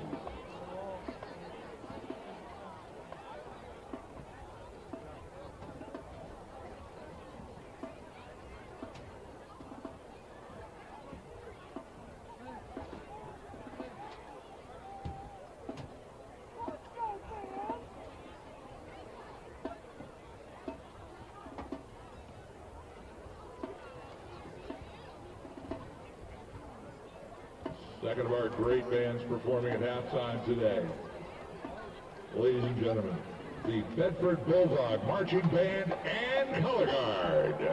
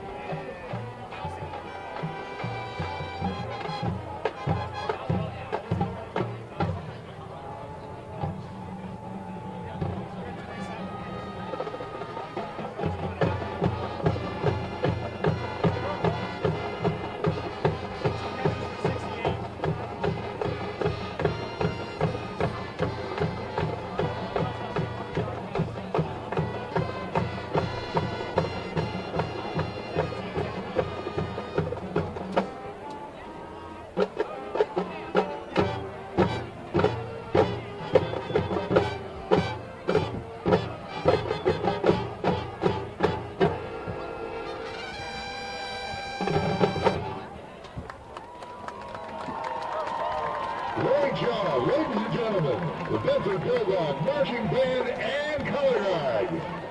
Great job by both bands. Great to have a day like today and two fantastic. As always. Excellent. By each of these two marching bands. We saw Londonderry, we see Bedford. Great job, as usual. Nick and Astis, Steve Beals with you here at Bill Ball Stadium in Exeter. Getting set for the second half. Londonderry trailing Bedford in this championship rematch by a score of 21-8. This one got off to a good start for the Lancers. He came away with a takeaway. Interception, Seth Joyon able to pick off Danny Black, set up a short field for the Londonderry Lancers. 5 minutes later, cashed in with a 22-yard touchdown run by Jake Shenna that ended up being their longest play from scrimmage in that first half. They also had a 2-point try to tack on a couple more. So 8-0 Londonderry at the midway point of the first quarter. That ended up being our score after the first quarter. Second quarter, Bedford comes alive. Danny Black, a 9-yard touchdown run on a quarterback keeper. 2-point try failed. It stayed 8-6 about 2 minutes into the second quarter. Midway through, Jack Rizzo gave Bedford a big bump out of the backfield in that first half. Scores on an 11-yard touchdown run. Extra point from Dylan Soden up and good. Bedford takes the lead at 13-8 with just over 5 minutes remaining until halftime. Then a lot of things happen in that final minute. Bedford on a tip pass comes away with an interception. Good return by Dom Taliaferro. And then it's Danny Black to Luke Soden from 22 yards out with just 29 seconds remaining to extend the Bedford lead to 19-8. 2-point run was good as well from Jack Rizzo. So all in all, 21 unanswered points by the Bulldogs as they close down the first half with an exclamation point. Londonderry set to receive this opening kickoff of the third quarter with work to do, down by 2 scores, 21-8. Well, you got a game, Nick, that was legitimately, as far as the way the two teams played, your Londonderry Lancers in the first half, you've scored more points against Bedford in the first half than anybody else did all year. That needs to be respected for sure of what Londonderry was able to accomplish to that point. Bedford comes back, as you would expect, Nick, not going to give on, counterpunched right back up for that 8-0 lead and puts 2 scores together. I believe the score was either a 14 or 15-8. I believe it was 15-8. You're down by, you're in within a score. 13-8. 13-8. It's 13-8. A field goal or, it gets you within 1, whatever. You got to look at the mountain that you're climbing and the team that you're facing. You got 2 minutes, I think, and 24 seconds left. You got it back on your own 43, 44-yard line, thereabouts. And you got no timeouts left. Clock's winding down inside, down to a minute after those first 2 things, and then all of a sudden you go for the air, and you live by it or you die by it. In that particular situation, this score very easily could be 13-8 right now, Nick, going in, and coming out in the second half, you're going to get the football. To your point of talking offline, you're going to get the football. So a real interesting turn, but give Bedford credit. They get the ball with a minute, and they bring it all the way down to your point, and they score with a great seam pass to Luke Soden. And here we are with a 21-8 lead. What does Londonderry have? They're going to get the ball here, to your point, and we'll see what happens. But we got a whole half. Some of the numbers from that first half, all unofficial, of course. Brody Helton, 9 carries, 43 yards for Bedford. Jack Rizzo, 42 yards on 5 carries. Also had the 2-point conversion. Defensively, Seth Doyon, a couple of interceptions for Londonderry. Also had a 16-yard catch on the offensive side. Jake Shenna, 6 carries, 34 yards. That included that 22-yard touchdown run from the first quarter. Defensively, Colin Kuchar. It's been big for Londonderry up front on that defensive line. He's got a team-high 4 tackles. And on the other side for Bedford, 3 apiece for Henryshawn, Dylan Soden, and Eli Goomis. Yeah, you got a situation here, Nick, before we kick off, Nick, where what is the key of the first half? Bedford's offense has been able to stay on the field. Londonderry's offense can't. I have no doubt in my mind that last touchdown was, you could see the fatigue that was on. They've been on the field. The defense of the Lancers has been on the field just way too long. they're going to have to get offensive production, move the sticks, get the time of possession back in line. Otherwise, this game could continue going in the direction it's gone. Soden. That's Dylan Soden. Of course, Dylan and Luke, both seniors and both big contributors for Bedford. This kick, end over end, fielded at the 15-yard line. It's Malik to his left across the 20, but is spun down there by Henry Shawn. What a player he is, Nick. To me, sorry, Sheridan, not Henry Shawn. Yeah. That's his third tackle today as well. I confused that on the show last week, too. So these guys are both terrific. But, you know, Sheridan, one of the finalists, 10 finalists. To me, Nick, he's got to be, you could easily argue that he's in the top 2 or 3 of the most dominant players on the football field on both sides of the ball, what he does. Certainly deserved of the accolades that he's received and more. And to me, he's a force out in that football field. Been a big part of the program. Yep. Over the last several years, of course, helped the Bulldogs capture the championship a year ago as a 10 seed and has them back in here undefeated a year later. Meanwhile, on 1st and 10, Gradinskis going to find his way into the backfield and wrap up Connor Williams after just a yard gain. Surprised they gave him a yard. I thought he lost one. But they say nope. 2nd and 9 coming up. Well, Williams, I would say, played the majority of the quarterback's snaps in that. Oh, without a doubt. In that first half. We saw Sam Ogden in there a little bit. Saw Cam Brutus for a moment, Alex Villa, but Williams has been kind of the starter. Well, he has been the starter all season long, including this afternoon for Londonderry. Going to roll him out on 2nd and 9. Williams is going to be hit by Gradinskis again. Got folded at about the 28, maybe the 29. Looks like 3rd and medium coming up. 3rd down at 5 officially. Well, he gets a little bit of open area, and what happens is Gradinskis and, the team tackling going, I couldn't tell who else that was in on the tackle. I think it was Gomez. Look like Gomez. Yes, it was. Just terrific work. And instead of breaking it out like you've seen Londonderry do all year, it's a 4 or 5 yard gain rather than a 27-yard gain. Just this defense is just fierce, Nick. Bedford hoping to force a 3 and out. Londonderry looking for a conversion here with a minute and a half gone by third quarter. Williams to his right, trying to diagnose, now in some trouble and is dropped. Gradinskis is there again. No gain on the play. 4th down and 5 coming up, but it looks like Coach Lozon is going to punt the football. Yeah, that's the last thing that they want to do in this situation is get that defense out in the field so quickly, Nick. Right now, Bedford's starting to play this game on all 3 phases of the game downhill. And until something happens, a big play or something to remotivate and reignite that Lancer spirit and attitude that came into this game in the opening, first half of the first quarter, it's going to be difficult to deal with. Devin Bowles, his 3rd punt of the afternoon, is fielded at the 40 by Tagliaferro. Going to run to his right. The senior is cut down at the 45. Dawson is there for Londonderry, but still good field position here for Bedford as they get set for their first drive on offense here in the third quarter. Well, when you can't put offensives, it isn't always about just scoring a touchdown on a drive. It's changing the field position, Nick.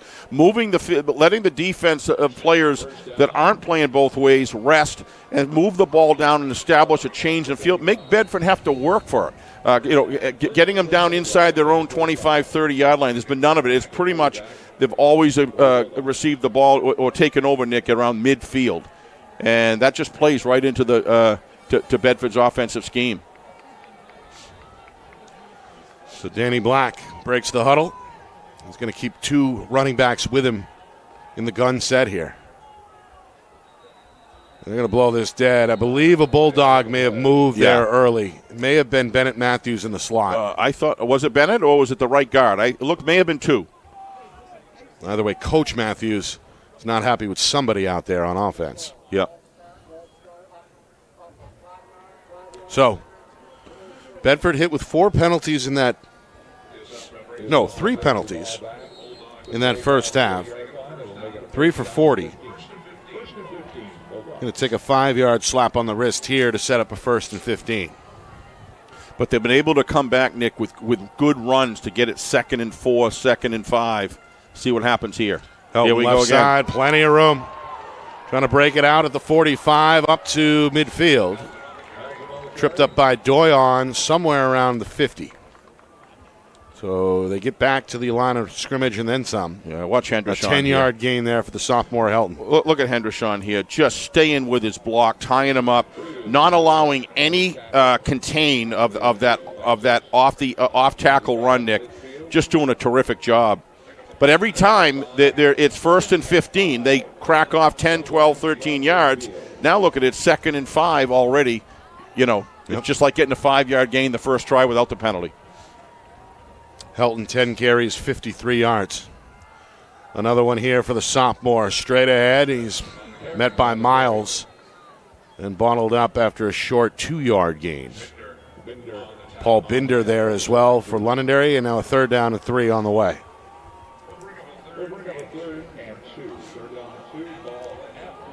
Coach Matthews and Coach Lozon, when they get the advantage, Nick, they're more than happy to keep running the football and wearing down a defense and keeping them on the field. And this defense has been on the field, I would say, the first half, probably close to 2/3 of the time. And that's just a tremendous gap, advantage that Bedford has in this game. Their defense is fresh and ready to go every time they come up. 3 minutes in, and now a timeout is going to be called by Coach Matthews. Well, both coaches have used their timeouts rather freely. Yes. This afternoon, we saw Londonderry expend all 3, I believe, in the first quarter. First quarter, yeah.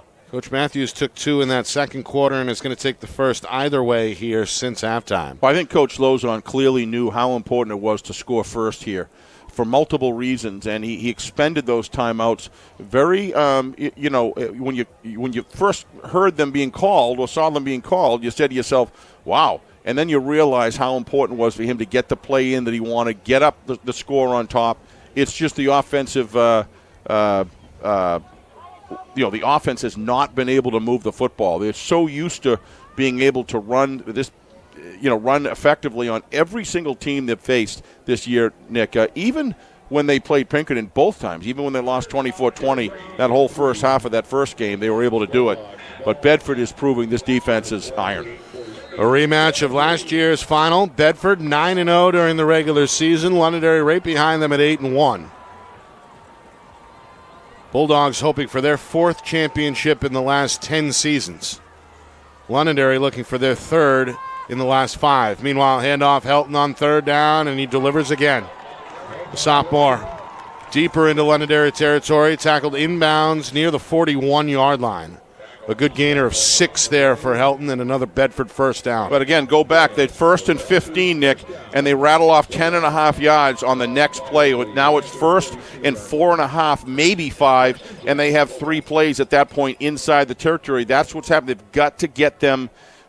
Londonderry, his defense, has got to catch them behind the line for losses in that situation. They're just not able to do it.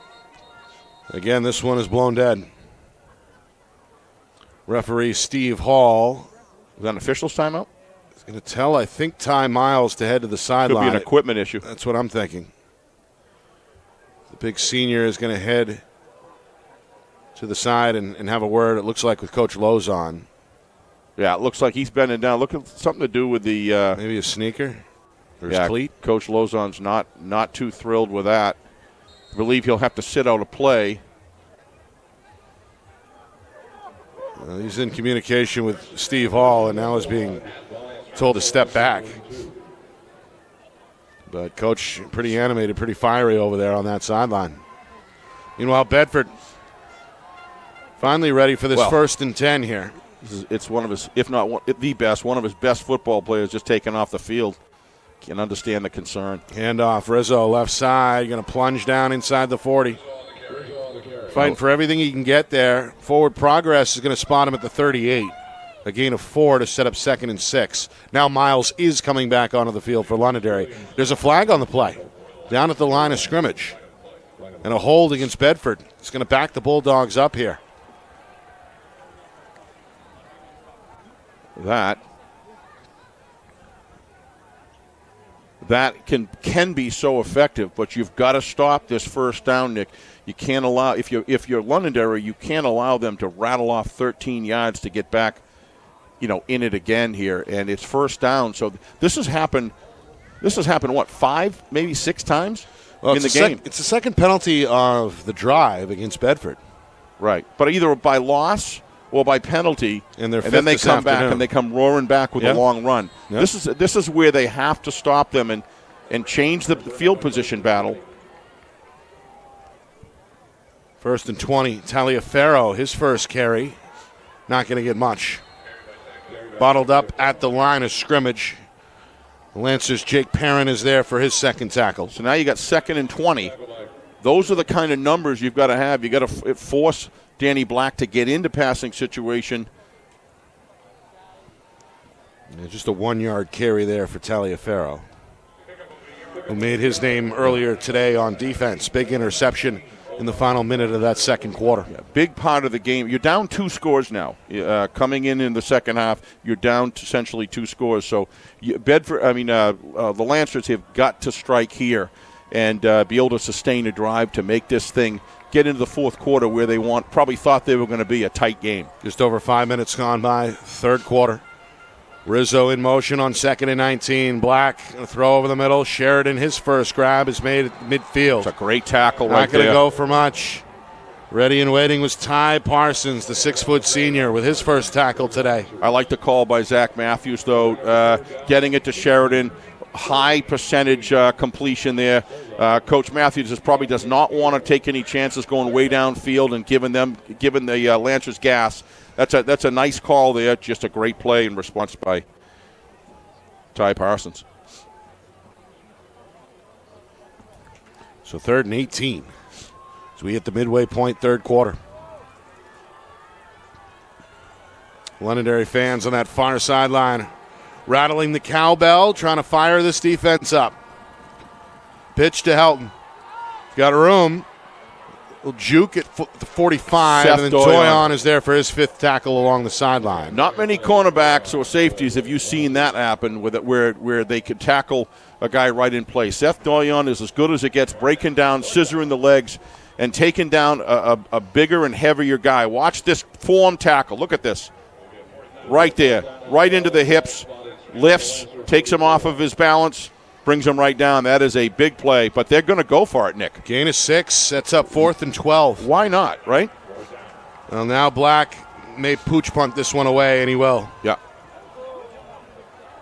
Nobody back for Londonderry. It lands inside the 10, rolls towards the goal line. A good effort by Luke Soden. Real good effort by Luke. That's great hustle by him downfield. Just split second late. That's all it was. So a touchback will bring it out, and Londonderry will take over.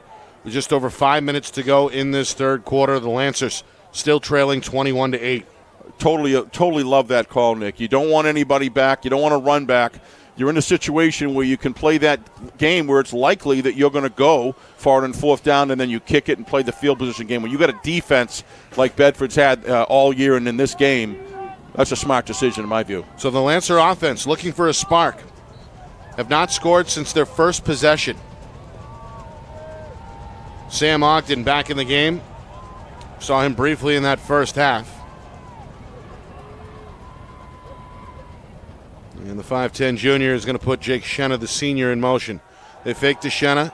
Ogden looking to escape the pocket and is now sacked by Hendershon back at the 10-yard line. How about the body of work number 54, Spencer Hendershon, is putting together this game, Nick?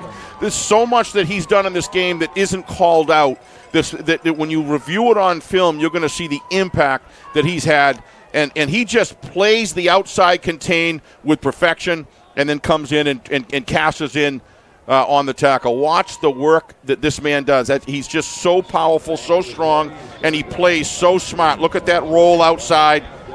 That's just tremendous work. I've got him for a team-high 4 tackles as well as that sack there. And so much more.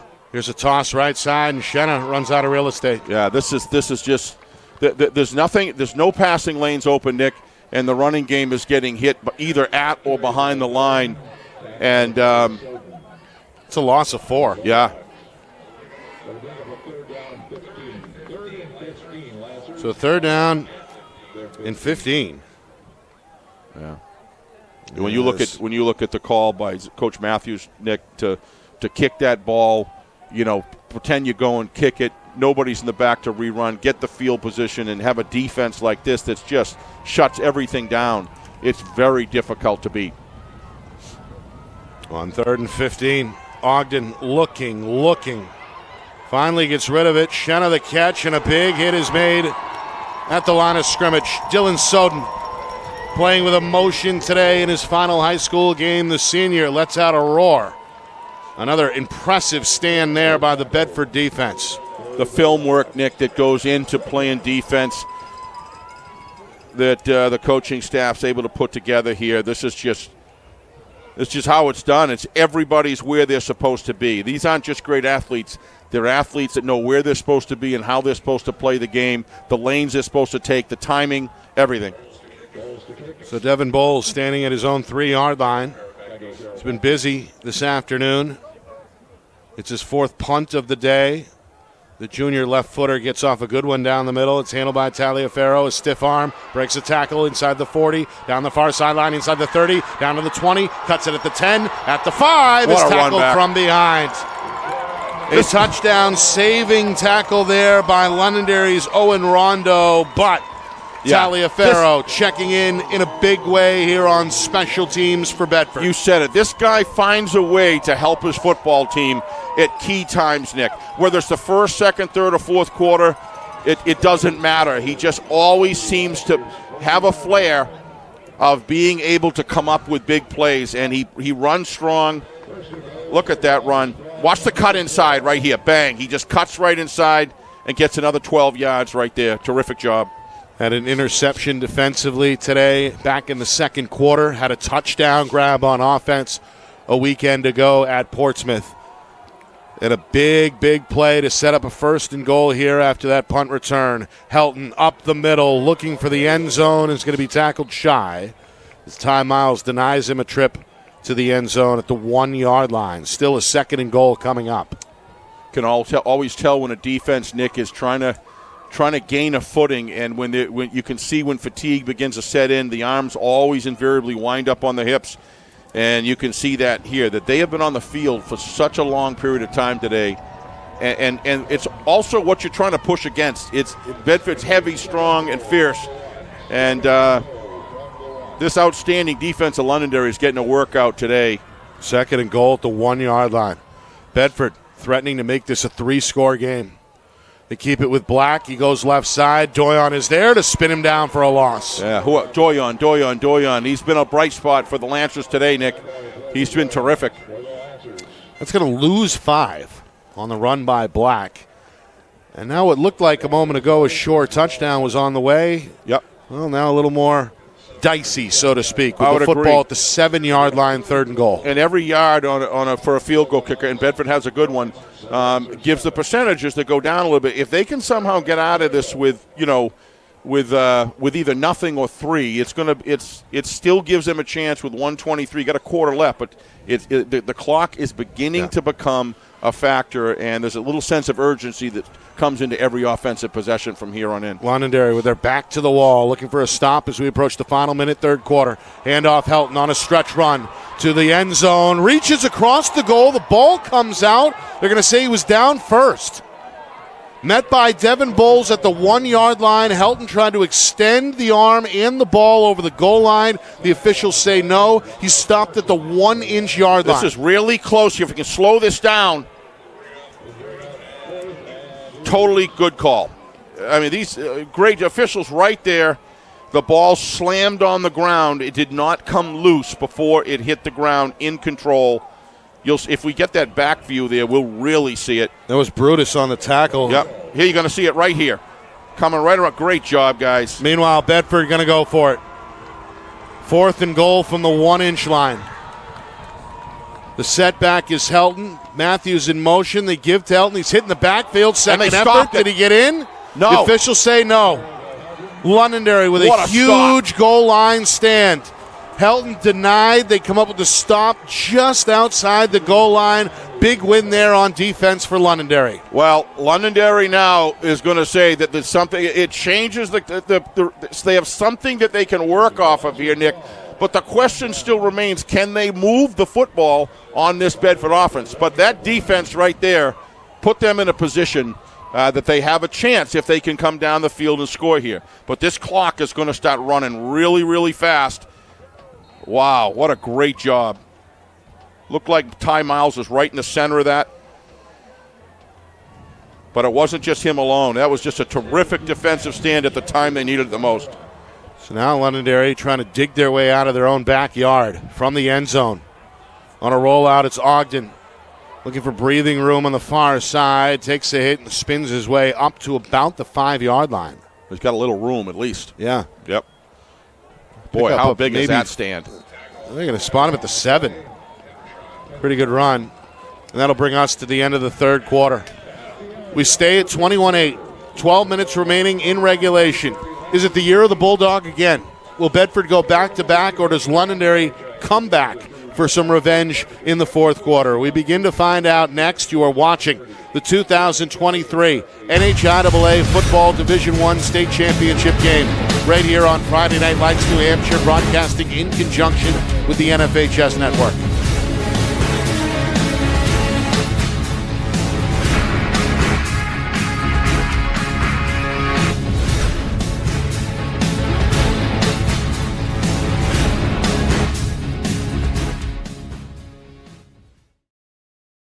Our broadcast today, as it always is brought to you by Beals Insurance Agency, with locations now in both Bedford and Londonderry. Whether you need home, auto, or business insurance, Beals Insurance will get you both the price and quality coverage that's right for you. Just call 603-471-9999 or visit BealsInsurance.com to request a free quote and start saving money today. Again, that's BealsInsurance.com. How can you reach your team's fundraising goals at no risk and no cost? MG Sports offers a variety of products to make your team's fundraiser a success. Their products include tickets and discount cards to hundreds of local businesses. MG Sports now has a digital platform where athletes can raise funds in the comfort and safety of their own home. Don't waste another season. Raise more funds than ever before and become another football program in New Hampshire that sets fundraising records every season. MG Sports, fundraising made easy. Visit mgsportsfundraising.com to start raising money for your team today. The New Hampshire Tomahawks promote the highest level of club lacrosse competition, not just in the state, but in the country. Looking to get recruited? Director Chris Cameron keeps an open dialogue with the nation's top college lacrosse coaches. Over 400 New Hampshire Tomahawks alumni have played at the college level, including the ACC, Big East, Big Ten, Ivy, NESCAC, NE10, and more. New Hampshire Tomahawks coaching staff has over 100 coaches, including current high school, varsity, and college coaches. The Tomahawks offer training for players of all ages, clinics, camps, and leagues, along with spring, summer, and fall elite teams. So play with the best. The New Hampshire Tomahawks, showcase and development for college lacrosse. Visit NewHampshireTomahawks.com and girls.nhtomahawks.com.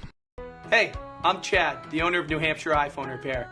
We're New Hampshire's most trusted and affordable repair shop for your iPhone, iPad, iPod, and even Android needs. Don't worry, we're affordable, reliable, and we back our parts with a lifetime warranty.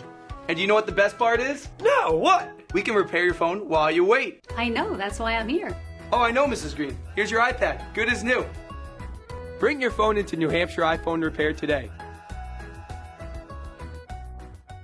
Buy local and save big. For over 26 years, Spectrum Monthly has been providing great local offers from businesses in New Hampshire and Massachusetts, delivered to your mailbox every month. Spectrum is chock full of savings from your favorite businesses. From local restaurants and retail stores to entertainment, fitness, and home improvement services. You'll have easy access to thousands of dollars in savings, including exclusive offers for Spectrum readers. Every month, enter our readership contest for a chance at winning cash and local gift certificates. Spectrum Monthly, no one brings you better offers. Well, it's now or never for these two teams. Fourth quarter upon us here in Exeter. Nick Anastas, Steve Beals with you and the rest of our Friday Night Lights New Hampshire crew. Bedford with a 21-8 lead over Londonderry here in this 2023 NHIAA Division I Football State Championship. Ogden, looking for breathing room from his own 5-yard line, is hit near the line of scrimmage. And now a 3rd down and 6 coming up from the Lancer 4-yard line. Londonderry, they had themselves an 8-0 lead. About midway through the first quarter, they struck first on a 22-yard touchdown run from senior running back Jake Shenna. 2-point try was successful, and Londonderry had an 8-0 lead after the first quarter. Bedford, they come alive in the second quarter. 2 takeaways, the offense wakes up, and the Bulldogs score 21 unanswered before halftime. Third quarter was scoreless, and now Londonderry, backed up in their own end on 3rd down and 6, are going to throw. They go over the middle. It's tipped. Bowles trying to hang on his way to the ground. Rizzo ends up with the football. The officials are going to talk about what just happened. Not sure if Bowles caught it and was rolled down, and then the ball came loose. He certainly caught it. The ball didn't hit the ground, Nick, from what I saw. The question is Bowles on his back with possession when he's down on the ground? We're going to see it right here.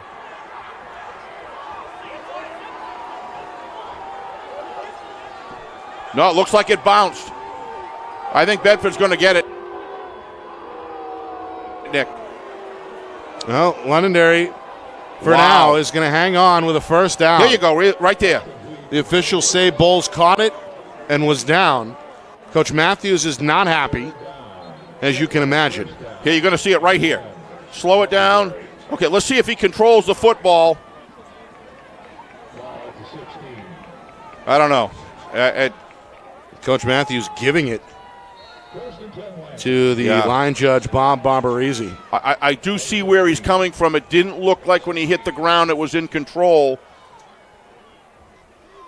So that's a tough one. That's an 11-yard gain officially. And now Cam Brutus in the game at quarterback for Londonderry. We saw him briefly in the yard line after a gain of 3 to set up a 2nd down and 7. Call attention. The camera work has just been absolutely fabulous today, you guys. Just terrific work. And the production there in the studio is just giving us these replays to see it. It just adds such a dimension. Thank you for a terrific job so far. You know how much I love return video, Nick. I love replay. Yeah, it makes our job a little easier. Makes our job so much fun. For sure. 2nd down and 7 from the 19. Londonderry trailing in this game by 13 points. They stay on the ground with Doyon. It's his first carry today. He's going to spin. He's going to dance. And what looks like a first down, though, may be called back. There's a flag on the play. Yep. It's in the backfield. Bedford believes it's holding against Londonderry. We'll see.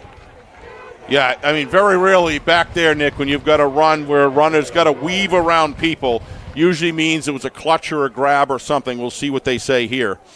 But we're going to get a look at it right here. Look at number 56. Is it him that was held? Now it's off screen. Couldn't really tell. Look, nice run by Seth Doyon, nevertheless, though. We hear from Steve Hall yet again. If it's against Londonderry. Yep.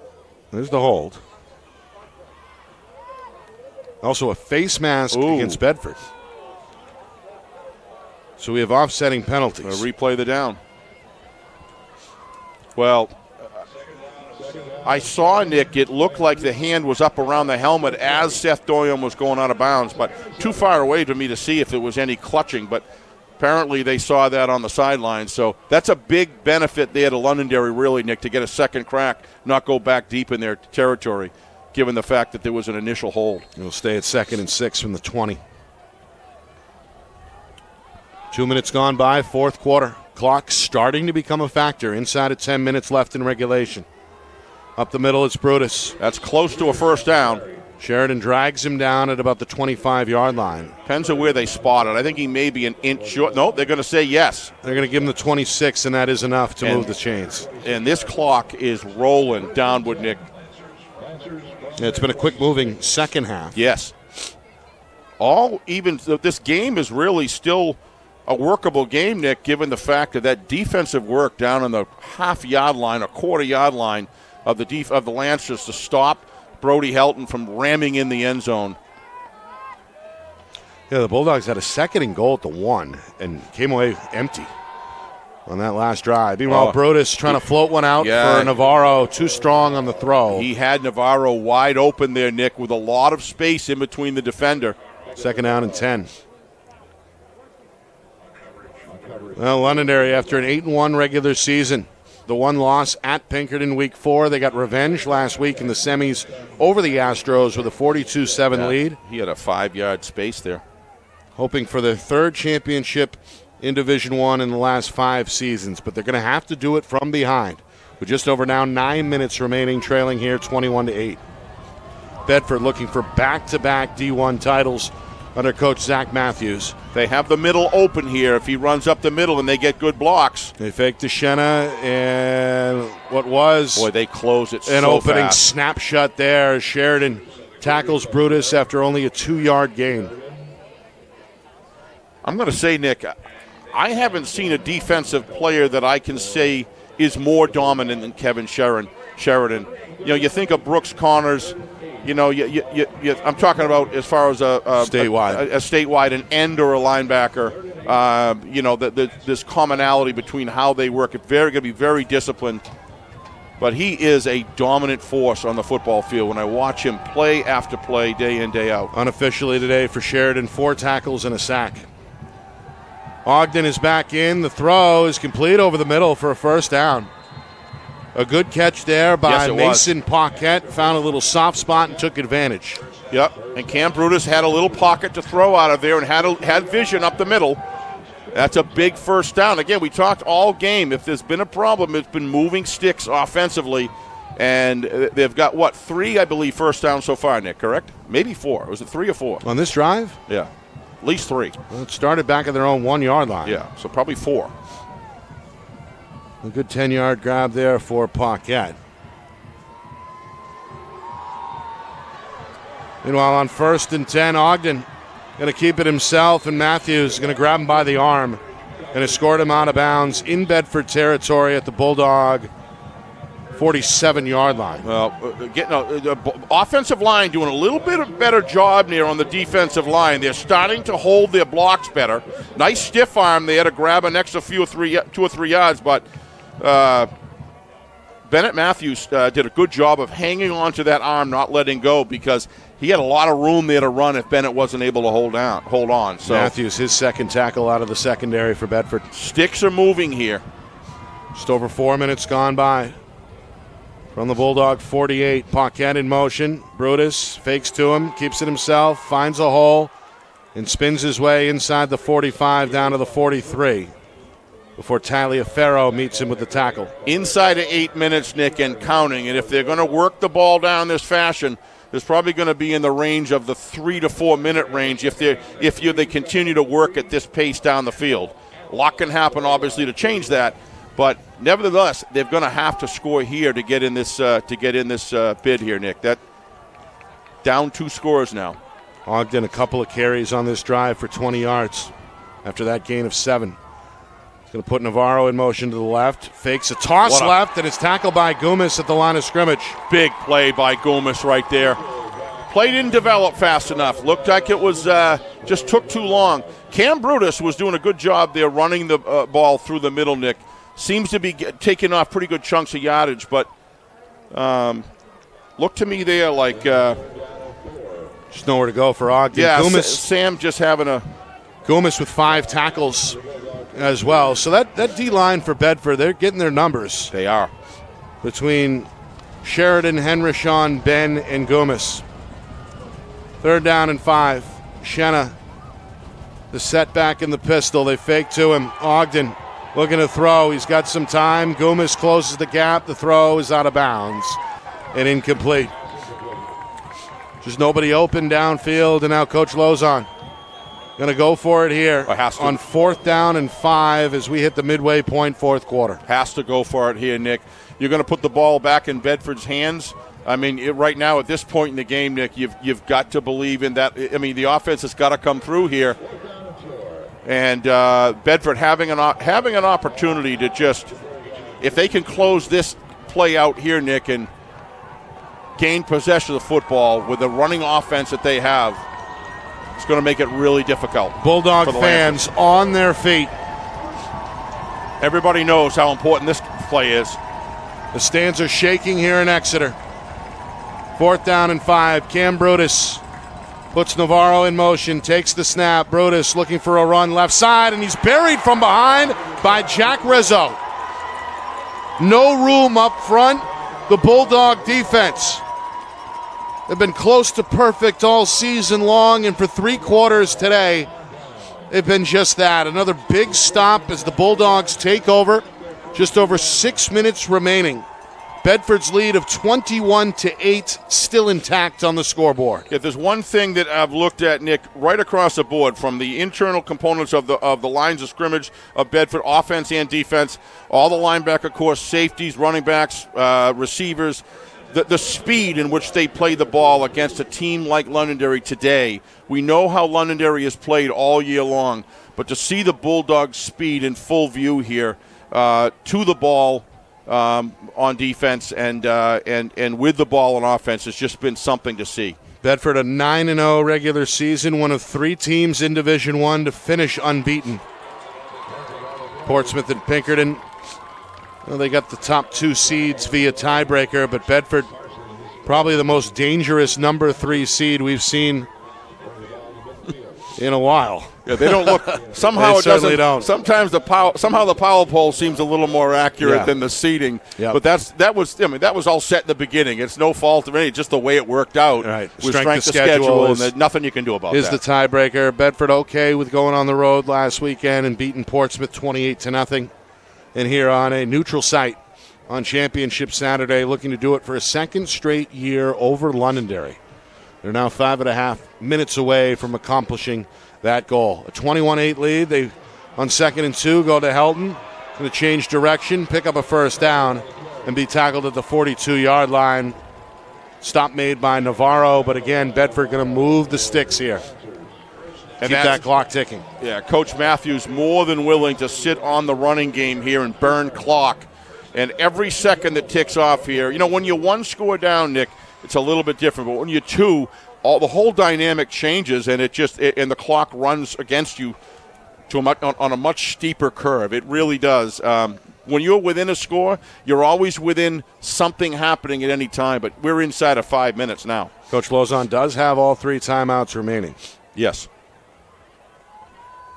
But inside of 5 minutes, Bedford in no hurry here, draining down the clock, using as much of the play clock as they can. Helton goes backwards. Miles is there for the tackle at the 46. So a loss of 4. Miles with his 5th tackle this afternoon. So Helton going to lose 4. I guess 3 officially, 2nd and 13. When you think, Nick, and you look at this game and you look out of that defensive set there of the Lancers, and I think about how much time today I've watched them play the football game out on the field, to me is a huge deciding factor. The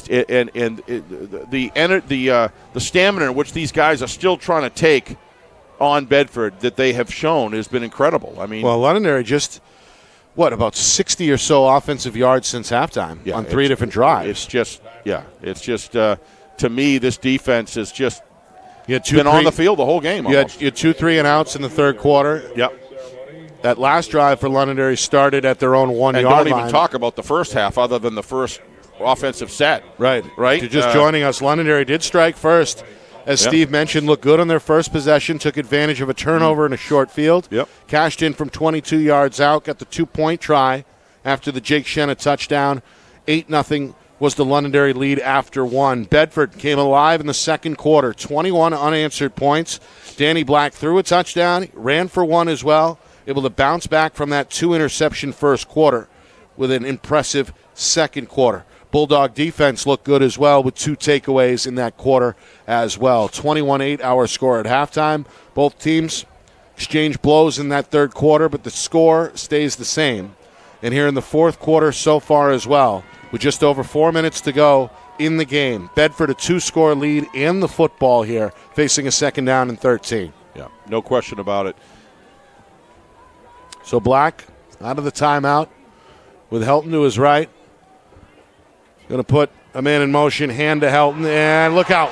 Going to break one down the near sideline. 1 man to beat at the 5, and he's in for the touchdown. A 45-yard touchdown run by Brody Helton. He's going to slap high five with a few fans and celebrate in the end zone with his team. Bedford breaking this one open late. It's 27-8. Take nothing away from Brody Helton. I mean, you see what he just did. But you got to understand the support that went into this to create that left edge. Ty Miles completely blocked off by, it looked like Dylan Solden at number 23, if I'm not mistaken. And that's what created that off-edge run, that once he runs outside, there was nobody there. Great play design where the receivers were on the other side and drawing the defensive secondary, and there you have it, right to the house. Brody Helton, who led Division I in rushing as a sophomore this season, has had a big tournament on the heels of that regular season performance. And why not add another highlight to the championship resume, a 45-yard touchdown run. If I wanted to be able to talk about Dylan Soden there, number 23. We got time in between. Let's take a look at that again. Look at that block that they had on Ty Miles. When you contain an athlete of that stature by bringing him off, and you give Brody Helton the opportunity to get free and full speed against a defensive secondary, it's just a mismatch once he gets outside. Great effort there by number 14, Connor Williams, but just Brody is just too prolific at this point. And the big thing that really amazed me is, okay, who's left to tackle him? The defensive secondary was completely decoyed, Nick, and or blocked over inside the hash marks, and there was nobody on this side to even get him except for chasing from behind. What's scary for the rest of the state is they may have to deal with this guy for another 2 years. No question about it. Just a sophomore, and it's been really the main cog in the offensive engine for Coach Matthews all season. Well, it's a lethal mix, Nick, when you mix this experienced offensive line and then have a sophomore like that can run like, he's just so good at what he does, and he's just debilitating on defenses because he's hard to bring down. He makes you pay. I think you heard Zach Matthews saying his own teammates don't enjoy tackling him in practice.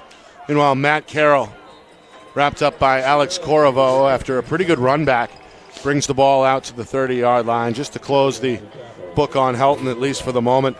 Over 100 yards again this afternoon, with the highlight coming a moment ago with that 45-yard run. That has sent some fans towards the exits here in Exeter with 3:44 to go. The writing on the wall at this point. Bedford closing in on a second straight Division I championship. It would be their fourth in school history, the fourth in the last decade since they joined Division I a little over 10 years ago. Yeah, what's interesting is all their championships have come in Division I. And when you think about it, well, when they were in Division 3 and 2, still Bedford and great players, but this program and culture has just continues to grow and just pump up. And everybody knew this is a great combination of football players in Bedford, going all the way back to the youth days. This junior and senior class has been an extremely solid class, and then you throw a Brody Helton and a Bennett Matthews who can be solid contributors as sophomores. Yep. It's part of that reloading process, and Londonderry has the same. Remember, Londonderry's here in some respects as a sense that this was going to be a rebuilding year, and I just think it's an incredible feat by the Lancers to get here to this game. But Bedford showing the strengths that they have right now are not by no means just a fluke. Londonderry is going to throw a screen, and it's going to get blown up. Navarro tackled in the backfield by Jack Rizzo. He's had a big game on both sides of the football today for Bedford in what is his final game of his career. So it's a turnover on downs. Bulldogs are going to bring the offense out onto the field. The football at the Lancer 30, just 3.5 now remaining. Of course, as we know, with Bedford, that's still a relatively new high school in general. Of course, the first season was 07-08. Stayed in D3 for a little bit, the football program, and then D2, as you mentioned, no championships, but they did make a couple of finals appearances. Yeah, but Bedford was loading West High School with a cast of before athletes that, right. before that, and it was a pretty good. I was there on the school board when the transition happened, and it's just ever since about 2015. They become on the short list really year in and year out. Every year, yeah. Meanwhile, a flag is thrown here. Yeah, it's going to be a hold on Bowles, not against Bowles, but he was held. And got tangled up there with Brennan Krause, the sophomore for Bedford. But getting back to a discussion, Nick, with West High School, there was solid players that were built within the system, the system going on. And when they all came together in Bedford, they started in Division III, and were playing the Sauhegans and the Hollis Brooklynes. And then they went to the finals game in Division II against, I believe it was Winnicunnet. Lost that game in the end. But after that, I think they went. They had a situation. They got knocked out in 2015 by that great Goffstown team in the semifinals, and then after that they came back, and it's just been on fire. Yep. And the defense that these two coaches, that being Derek Stank and now Sean Donahue, have put together over the past, let's just say, 9 years, Nick, seriously. It has just been unbelievable every single year in, year out. Of course, Sean Donahue, the defensive coordinator under head coach Zach Matthews. And before him, Derek Stank did a phenomenal job building this defensive culture on Bedford's football program. So following the hold, it's a 1st and 20. Again, Bedford is going to drain the play clock here, move the game clock inside of 3 minutes. Hand to Helton, goes up the middle, met by Ty Miles and tackled at the 34, which looks like a gain of 7. But now you've got a program, Nick, where in Bedford where you've got not only is the extension and the continuance of Donahue after Zach Matthews, you've got an offensive-minded guy in Coach Zach Matthews that's just made both sides of the football ironclad, and when you get the athletes and you have the discipline and the culture, very similar to the Londonderry program, great coordinators, great head coach. That's why these both teams are here today, and they were here last year. So a rematch from a year ago, and it looks like it's going to be the same team to come out on top. Bedford nursing this clock as it ticks down towards 2 minutes. A 28-8 lead on the board. Now a 2nd down and 13 coming up. Hander Gradinskis has been busy on defense. 3 flags are thrown at the same time. Yeah, it could be 2 penalties, a holding and a face mask. I saw. You may get 2 flags here. I think the flag in the back is a hold, and I think the other 2 were the face mask. Could all 3 be the face mask?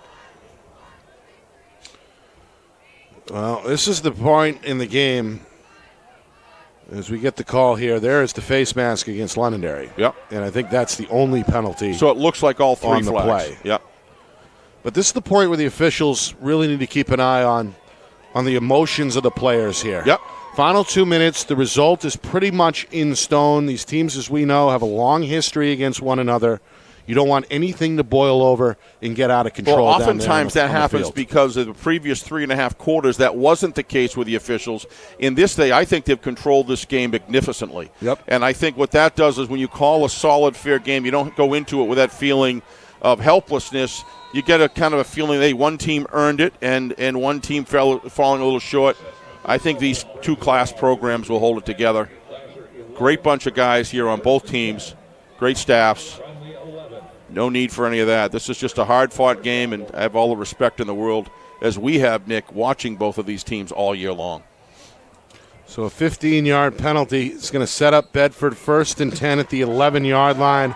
Coach Matthews is going to show some class here and have his quarterback drop to his knee.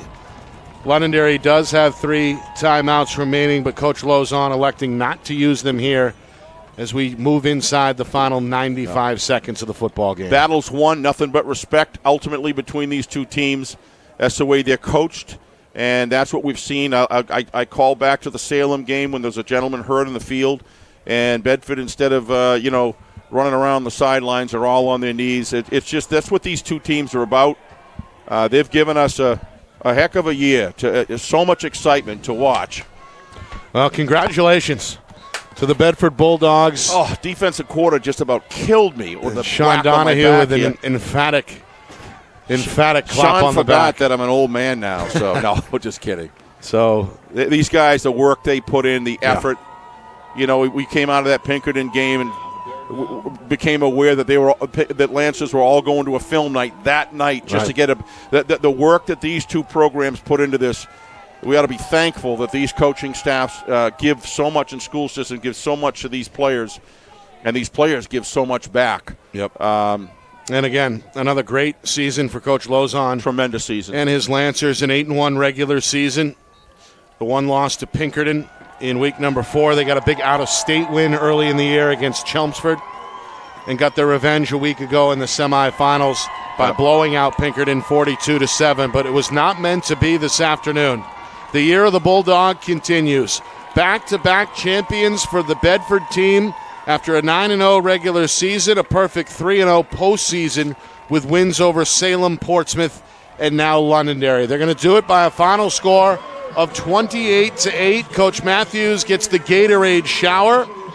And for the 4th time in 10 years, the Bedford Bulldogs are the best team in Division 1. Absolutely. I credit the officials of the job that they did today, Nick. I think they did a fantastic job in a game with a ton of different athletes going 100 miles an hour. Credit to them for officiating the game. Credit to the coaches. Credit to the players. And these fans, Nick, on both, these are some of the best fans in Division I in the state of New Hampshire, all across the board. They really came out, supported their teams. It looked really good for Londonderry, Nick, in the first 7 or 8 minutes, but everything just shifted after that first defensive stand, and from there on, it was really all Bedford, Nick. I thought the defense gave everything they had on the Lancers. They were just on the field, not too much, way too much, with no significant offensive production that other than one drive after that, Nick, that had gone down the field. It just was Bedford was too broad, too deep, and too high in order to overcome on the Lancer side. Bedford, Coach Matthews has built a program here. Let's face it, he does get a lot of good players. He's got a lot of good things going on in Bedford, but you know what? You have to execute it and you have to make it happen. And the coaches add value to this program to such a degree. They're going to be a force to contend with for many years to come, without any doubt. Congratulations to the Bedford Bulldogs. Yeah, impressive. Really was. Very Not impressive. only today, but all season long. Bedford really unchallenged during that regular season as they blew out opponent after opponent by double-digit margins. And no problem with Salem after a bye week in the quarterfinals. And then last week shut out Portsmouth as well by a final of 28-0. They keep Londonderry off the scoreboard for the final 3.5 quarters this afternoon and get it done by a final of 28-8 as we get a live look in down on the field. The Gorilla camera. Well, that man right there has impressed me all year long. He's right at the top of my list of players that have had tremendous impact on the season. That guy right there, Henderson as well, but Kevin Sheridan has just been an outstanding football player. Can't say enough. Henderson, number 54, all the buy-in. How about that guy, number 32? How about that? Jack Rizzo. What a game he's played, Nick. Absolutely. Had a little bit of everything today. How about a touchdown in the first half, a 2-point conversion, a fumble recovery defensively, and, of course, has been one of the emotional leaders all season long. And Brody Helton, let's not Brody, we're going to see you, thankfully, for the next 2 seasons. We're all excited about watching your career unfold. But I wanted to get, and what a phenomenal job he did today. But you really want to focus on those seniors who we won't be seeing again on both of these football teams that have been so much. You can feel the emotions on the sidelines of Lancers. It hurts. You're coming off a high. It's just you're almost to the top of the mountain and you don't quite make it. But they'll be able to reflect over time and realize what a great group of young men they were and what a force they were in Division I football this year as well. There's Coach Matthews, and there's the hardware. A rare smile from the normally stoic head coach. Yeah, he's got a lot to be proud of right there, let me tell you. Yeah, he can finally take his feet off and enjoy this one. He's been all business really week in and week out, but what another spectacular season. Again, they do it last year as a 10 seed. Yeah. In a lot of ways, kind of sleptwalked through the regular season, got a wake-up call late with a loss against Merrimack, and after that played some lights-out football on their way to a 4-0 postseason. This year, again, kind of the defending champs, that built-in respect all preseason long. They bring a lot back from that squad a year ago. and they keep that high standard moving week in and week out. Yeah, A 9-0 regular season and another double-digit win here to finish off the campaign. Well said, Nick. But when you start at the 10 seed, a lot of that was all in the beginning of the year, and then they just turned into just rock solid program. And I think what that tells you is that. So we talked to last year. This is Zach. Last year was Zach Matthews' critical year. It was his 4th year, and you always give a coach 3 years to create the culture, create the buy-in, and then the second half of that year they went on a tear. And they've really been playing like that, Nick, ever since. Right. And it's never let down. You wonder where this program heads as it goes into the future. If there's any letdown, the way that these guys are keep reloading players. And they've got some great players coming back. Let's take a quick look over at the Londonderry Lancers as well, Nick. You talk about great players coming back. Yep. This program is in more of a rebuilding year from the standpoint of what they've got some great seniors too, but their sophomore and junior class coming up. The Londonderry Lancers are going to be a force to be reckoned with next year. Devin Bowles right on down the list. Yep. It's going to be an exciting year from them. They have a quarterback that's got a ton of experience coming back next year as well. Right, they're going to have Ogden and Via back. Yeah. So for the seniors of Londonderry, thank you. But for the Bedford Bulldogs, yep, I don't think there's any question, Nick. They were the better team today. Absolutely. And their defense is just lights out. Danny Black, a smile on his face. 2 championship rings now.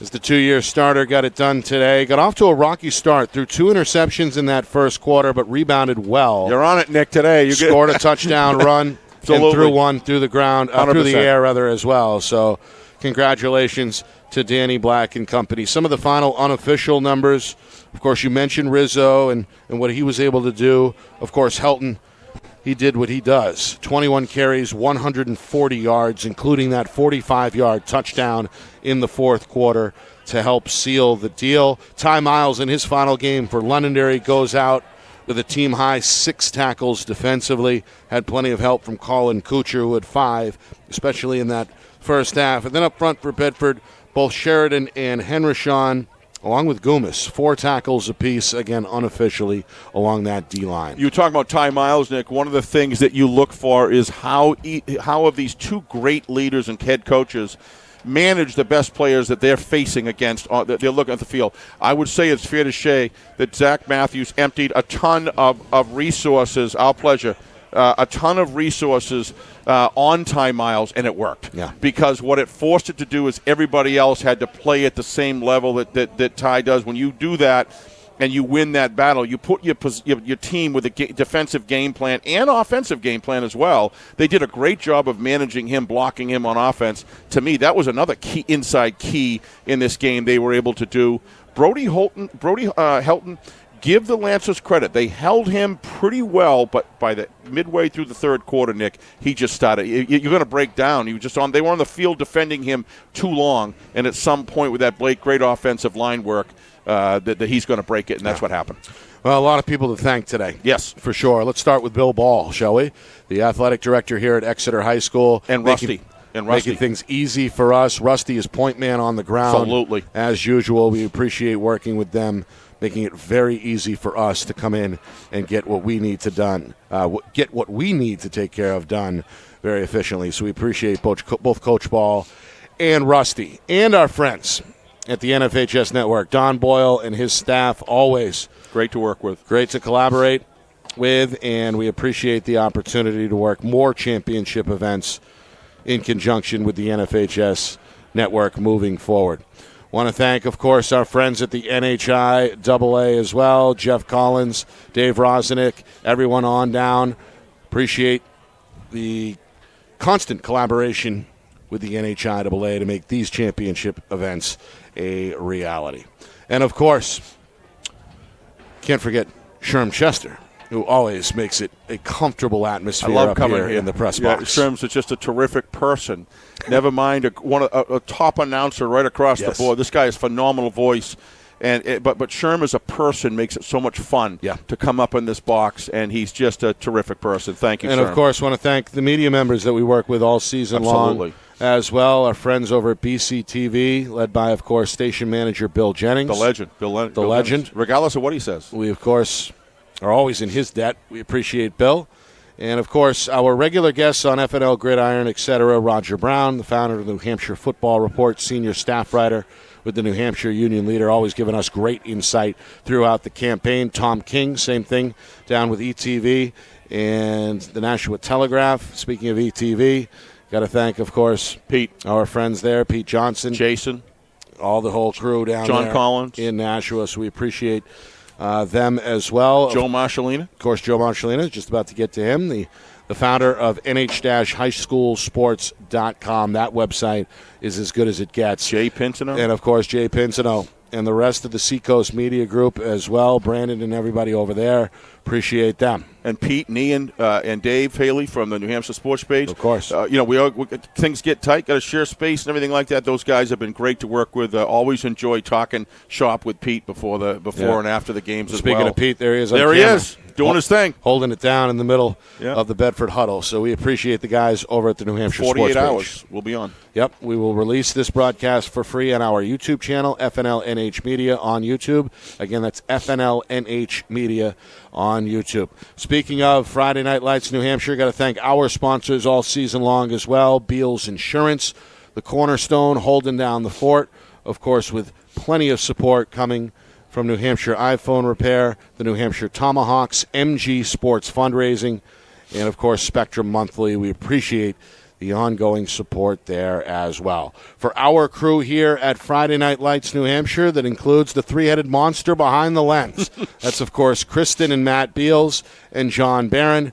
Appreciate them making a lot of sacrifices behind the scenes all season long, whether it's getting here early for the setup, cutting out early from work, as in Kristen's case, or, of course, Matt, who is the midnight flyer coming up from D.C. We appreciate the work there. This doesn't happen without those guys. And, of course, the whole thing is put together behind the scenes, behind the curtain, by the man behind the curtain, the wizard of replay, our director, Ben Beals, back in the Beals Insurance Studio. A pleasure working with him week in and week out. For my partner, executive producer Steve Beals. Another one in the books, my Nick, friend. Thank you. What a terrific year. Fantastic. God bless you, bro. You just do you're a phenomenal broadcaster. I know you're sick of hearing it, but just final score, final time. Bedford 28, Londonderry 8. This has been a presentation of the 2023 NHIAA Division I Football State Championship game right here on Friday Night Lights New Hampshire in conjunction with the NFHS.